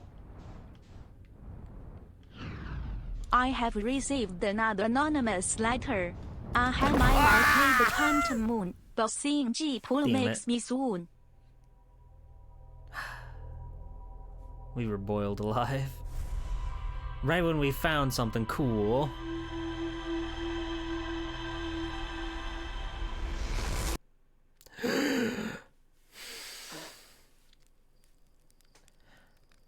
It's so scary. We see that thing explode every time. And it always... It does fire in a random spot. Who is the fucking fucker that's flying around? I gotta know. There's a fucking alien flying around, zip-zop zooming around. And I gotta know their story. We see them all the time. I know you're out there. I want to believe.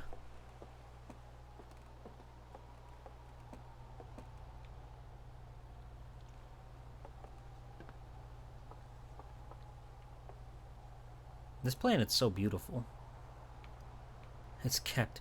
Captain Cube!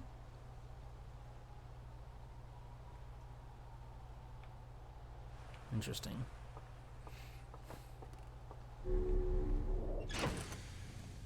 Alright, let's try that again, but hopefully with a little more tact.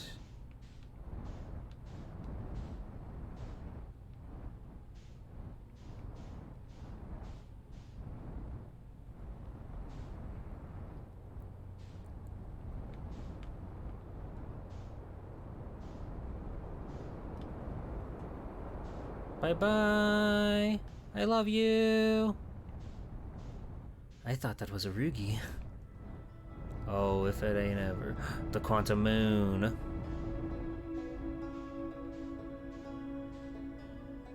What if we just follow the moon around?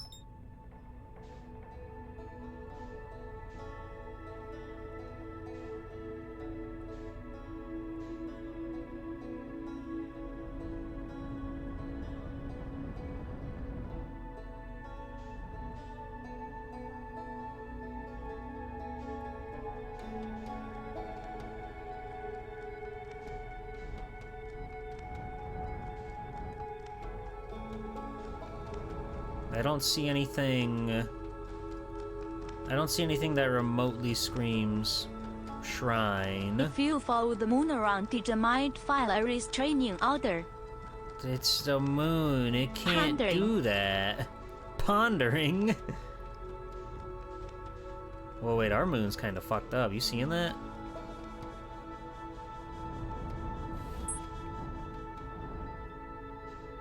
It's gone. I looked away for 1 second, now it's gone.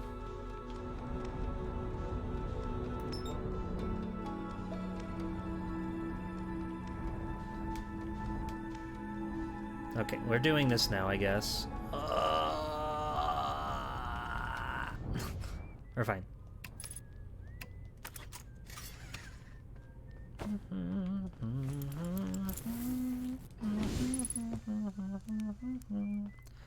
Hi. Hi, Esker. I don't think we've ever talked to him. Hey, it's you. Ground control didn't tell me you were launching. Long time no see. Actually, I guess it's been a long time since I've seen anyone. Don't the other travelers come by? The lunar outpost saw more traffic back when our ships were less sophisticated and needed more frequent repairs. Nowadays, it's mostly just to keep a set of eyes on things.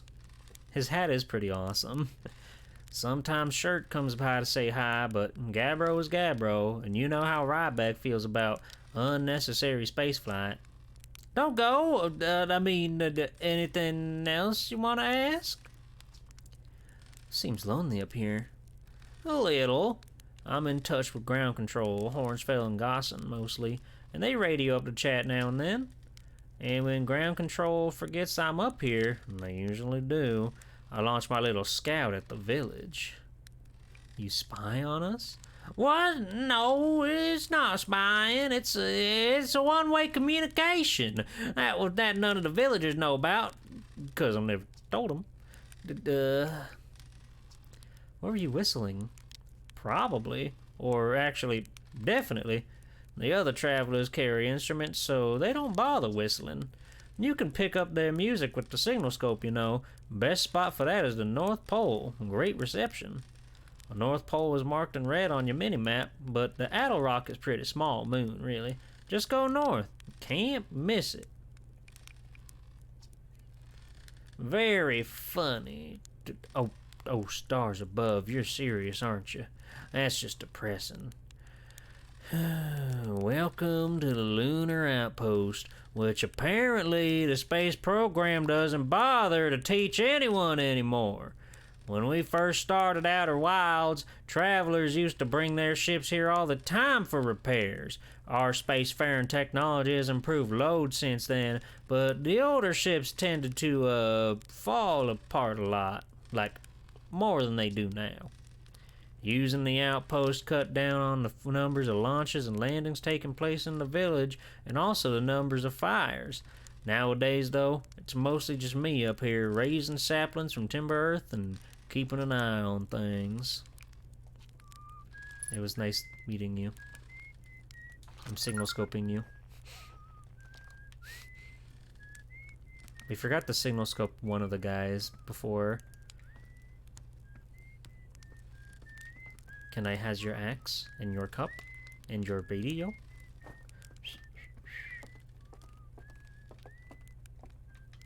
It's a real banging tune.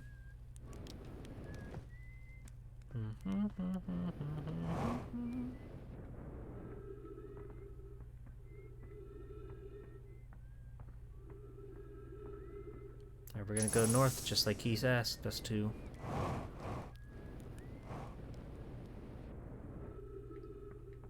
I'm gonna go to the North Pole. And we're gonna see what we can see. Oh. Esker's signal scope log. Day 48. Still not picking up Rybeck's banjo from Brittle Hollow. I'm sure they're fine, but I'll feel better once I can hear the music. Day 51. Listen to Chirp play for a while today. Unrelated, someone should tell Porphy and Gosson their flirting is not subtle from an aerial perspective. Day 55. Banjo music coming in loud and clear today. Sounds like Rybeck's doing okay. That oaf, I was worried. Day 63. Today I thought I heard something strange. I don't know. It was probably nothing. Day 70.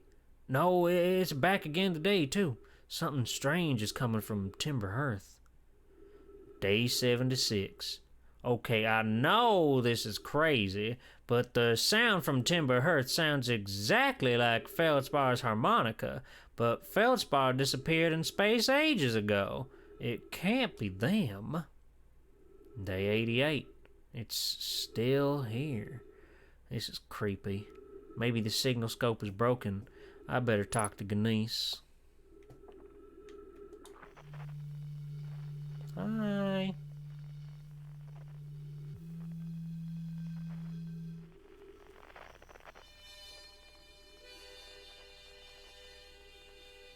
Mm-hmm.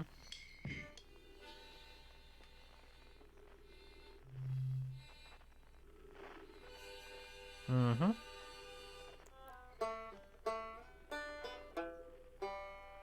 The banjo's pretty sick. Thank you for the head pats. So a nice home on the barren moon. He's a bit of a genius. It is scary how that's just like a portal to the Brittle Hollow. I guess we'll have to learn a thing or two about that.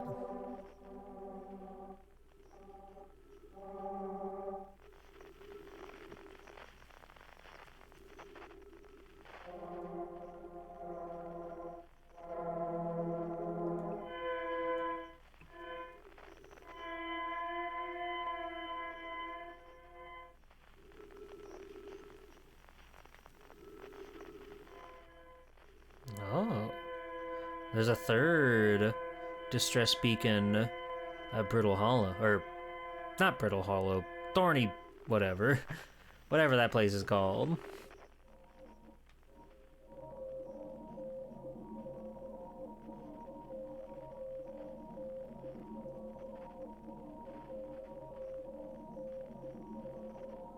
Dark Bramble, thank you. Like Diddy Kong Quest. Whatever this one is, it's getting closer.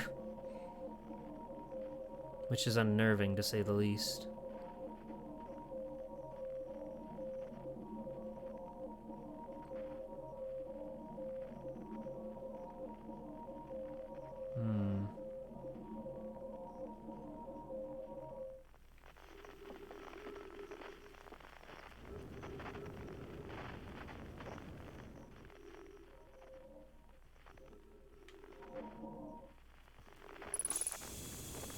I love when my oxygen is full.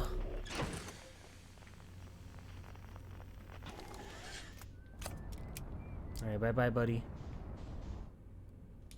Whoop.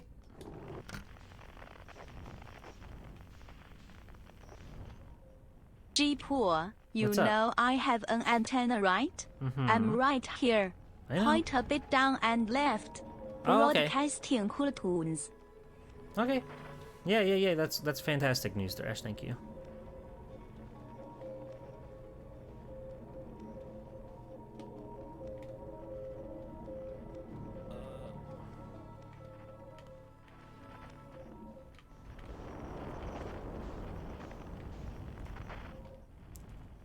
Whatever it is, it's here on... Oh. It's our own satellite beacon, of course. Of course.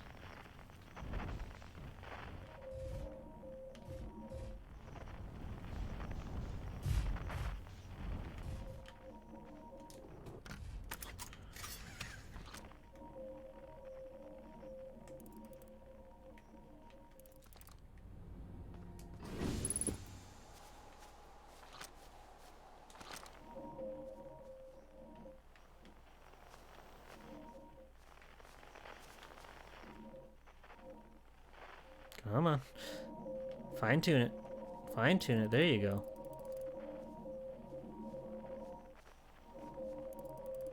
Whatever this thing is touting.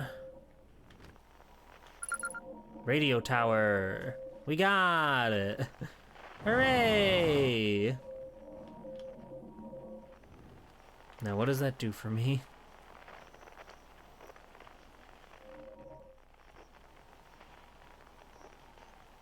God, the sun is so bright. Never look directly into the sun. That's my tip to you.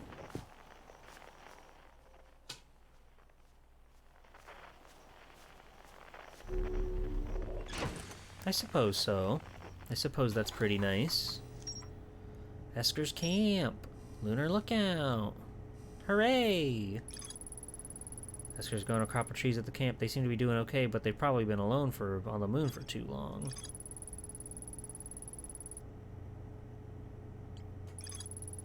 Lookout platform with a spectacular view of the solar system. Esker uses their signal scope to keep tabs on the other travelers.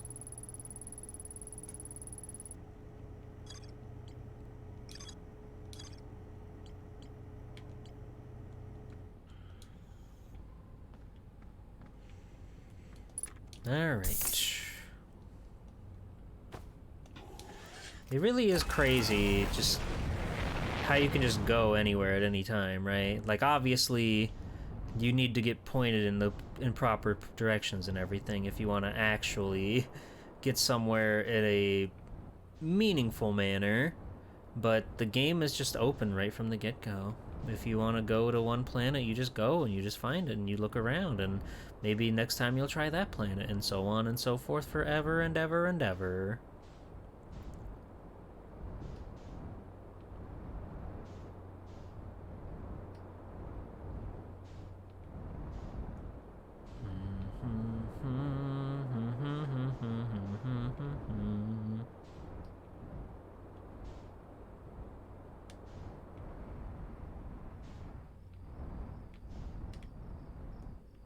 Hi, I'm here.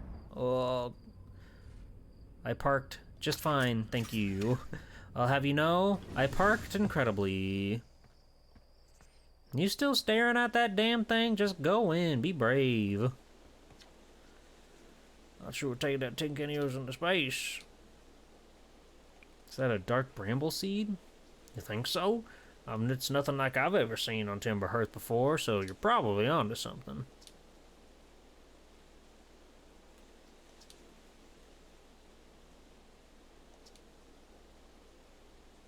Mm-hmm.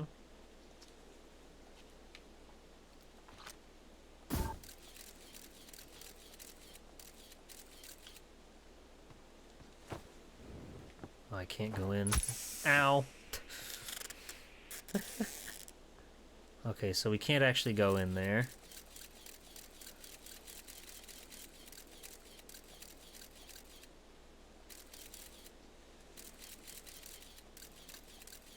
Is that like the core of the planet? Inside this big fish? Huh. I think we finally have to make it into Dark Bramble. I think we finally have to go there.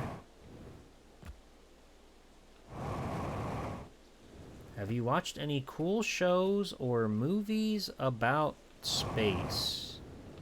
Does Kamen Rider 4s count? I feel like that's the only like real space media I've ever seen, and it's hardly that. It's more about Awesome High School.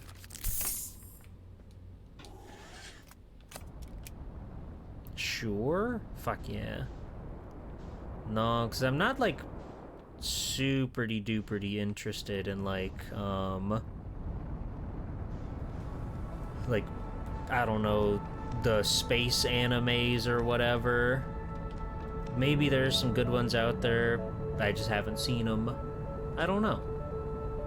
Maybe one day.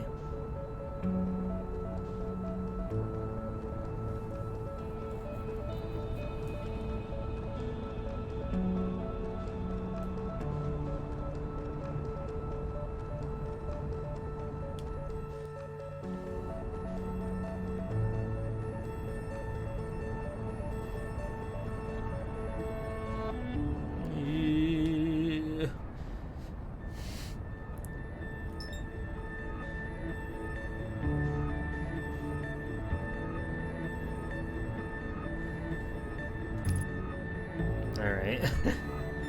That was too scary.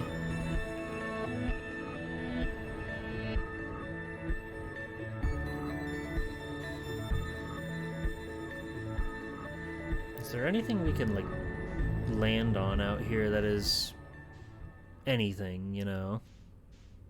It doesn't seem like it. Oh yeah, my friend is like right in there. Let's just go for it.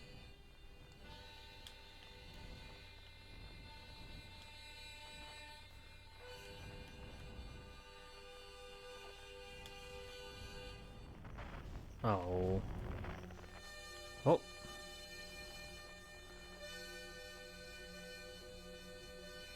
Alright, let's just try to follow our friend.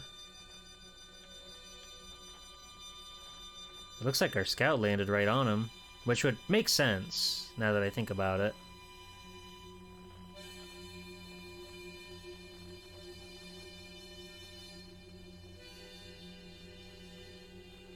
does it? The scout seems to be getting, like, further away. The noise seems to be way closer than the scout, so I don't know. I don't know. But we're gonna try to figure it out as best as we can.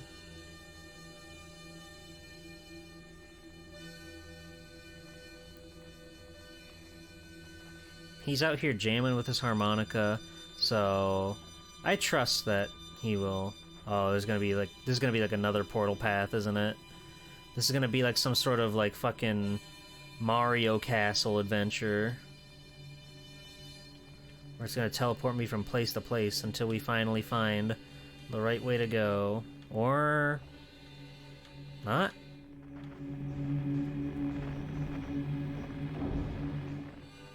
What? Huh?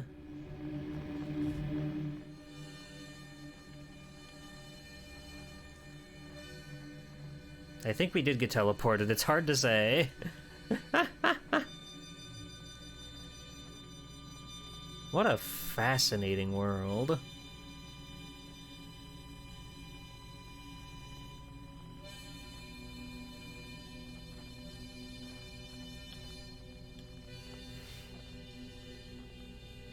But we are getting closer to the scout with each one of these little things that we go through. So I think if we just stay on this path, we will find our friend.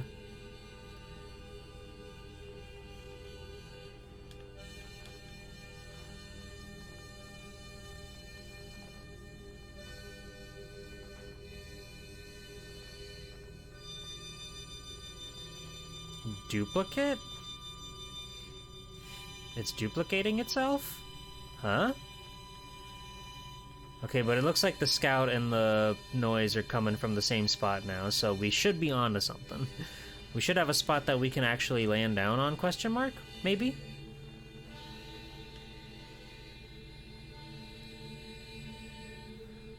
It's really quite terrifying. They make you go into this big white mist and just say, yeah, have fun.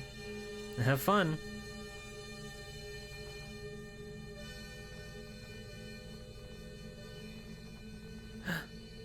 The campfire. Look at that.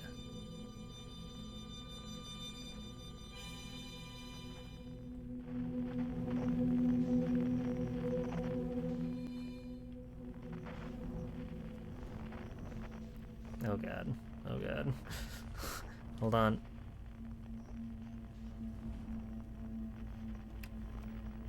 This is probably fine. Oh, no, no, no, no, no, no, no! No! Fuck! The end of days! Feldspur! Where'd you come from? Oh! It was the second Earthian to ever reach Dark Bramble, after me, of course. Well done. They made you an astronaut and you haven't blown yourself up yet? Good for you.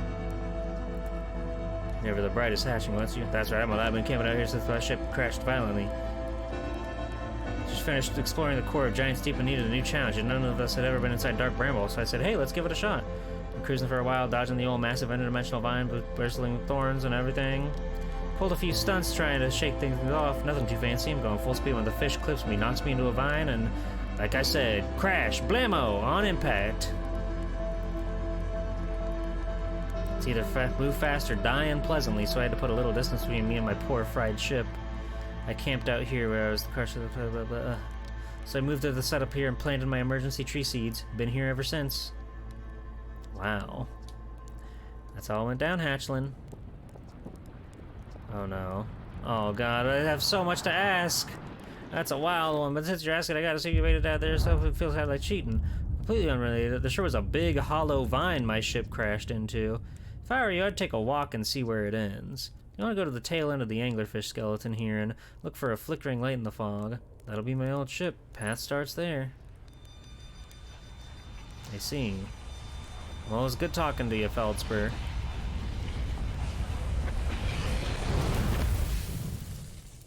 Fuck. Oh.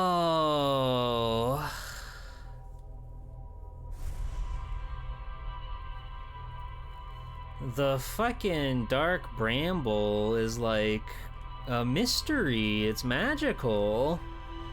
There's so much going on there. We can walk from where his ship crashed here to get under the giant. We have to go back and talk to him sometime. We have to go back and get everything he had to say. He had a lot to say. That man had a lot to say. Awesome.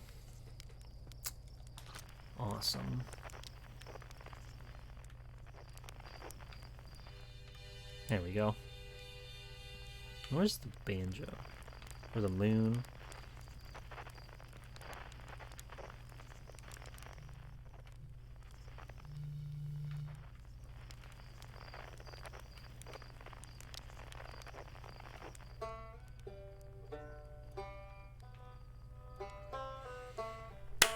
Alright.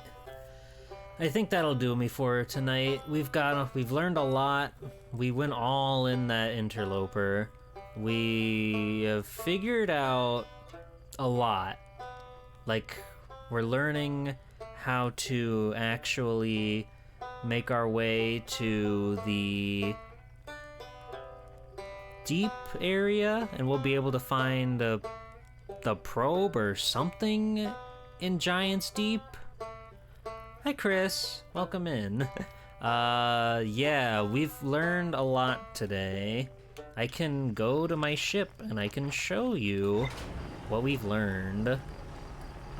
We just made it to our friend. I didn't even scan him with the fucking gun.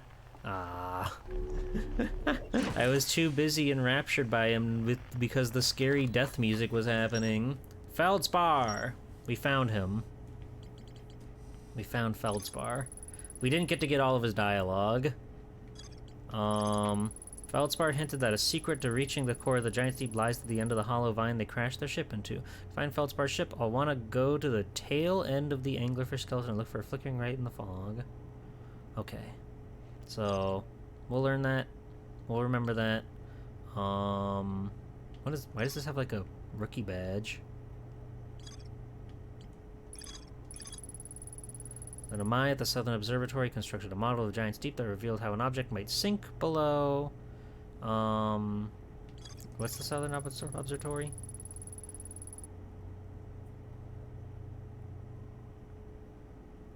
There are two paths beneath Brittle Hollow surface that lead to the observatory. One starts at the gravity cannon, and the other starts at the Tower of Quantum Knowledge. Right, so we didn't even get there. We were at the... Oh, right. We got distracted by the Tower of Quantum Knowledge. There's probably a path to beneath the crust somewhere. Cool. Okay. So we made it to his camp right when the thing reset the loop. So he still has pretty important information for us, but to get here, we're gonna need to go see him again.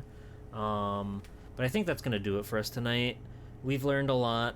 We went all into that interloper, wherever you are. We saw the Lunar Lookout. We saw Esker's camp. That was new. Where's that damn interloper? The Ruptured Core. That was scary. And the Nomai shuttle. Yeah, it was a wild world we're living in. What is that, like? There's, like, stuff with this guy. Whitehole Station. Yup. Yup. Okay. So scary. So scary. But yeah. We'll pick this up again next week, like the same time, same channel, etc., etc., etc. It was a blast. It really does feel inspiring to traverse somewhere new every single time. It's quite crazy, it's quite wild, it's quite silly, and it's quite awesome. But yeah, let me go back so I can leave the realm. And we can go over our schedule real quick. Oh yeah, and if you are a VTuber who wants to join my tournament, signups end for the Street Fighter 3 VTuber Open this Saturday. So make sure if you're out there, if you're watching and you wanted to play in Street Fighter, sign up, fill out that form, and I will be with you shortly. Yeah, tomorrow is the big one. Did I not put that on the scene? I should have. I most definitely did. But we're gonna find it anyway. Tomorrow night is the Hotfix Game Masters show. There it is. There it is. How many signups? Oh, don't you worry about that. We're gonna be at Games Done Quick tomorrow night on Kiara's Hotfix Game Master show, hosting a retro mystery style tournament. And Gamma Chris will be there, of all people, and many other cool VTubers like Murphigator and Danny Sardeus and Professor Bloom and Takamura Takako and the Digital Basic and Blue Bastion Blue Succubus and Sultan Jeeple and Kiara Channel, and yeah, it's gonna be awesome. It's gonna be a lot of fun. Zoe Techie, they'll be there too. You can never forget Zoe Techie. That's tomorrow, 9 p.m. Wednesday, we're starting Metal Walker for the Capcom Conquest. It is a Game Boy Color RPG. From what I've read, very Pokemon-esque. I don't know how entirely true that is, but we'll be doing that on Wednesday. And then Friday is Friday the 13th, so make sure you're there to get a wild heaping helping of spooky streaming nonsense. Halloween's coming early. I don't care if it's 3 months away. We gotta celebrate. I love the ghouls and the ghasts and whatnot. It's the time to be alive. So yeah, thank you everybody for joining me here. Let me hop on and see who's online and see who we can see and see what's going on and see what's going on this crazy kooky platform known as Twitch.television.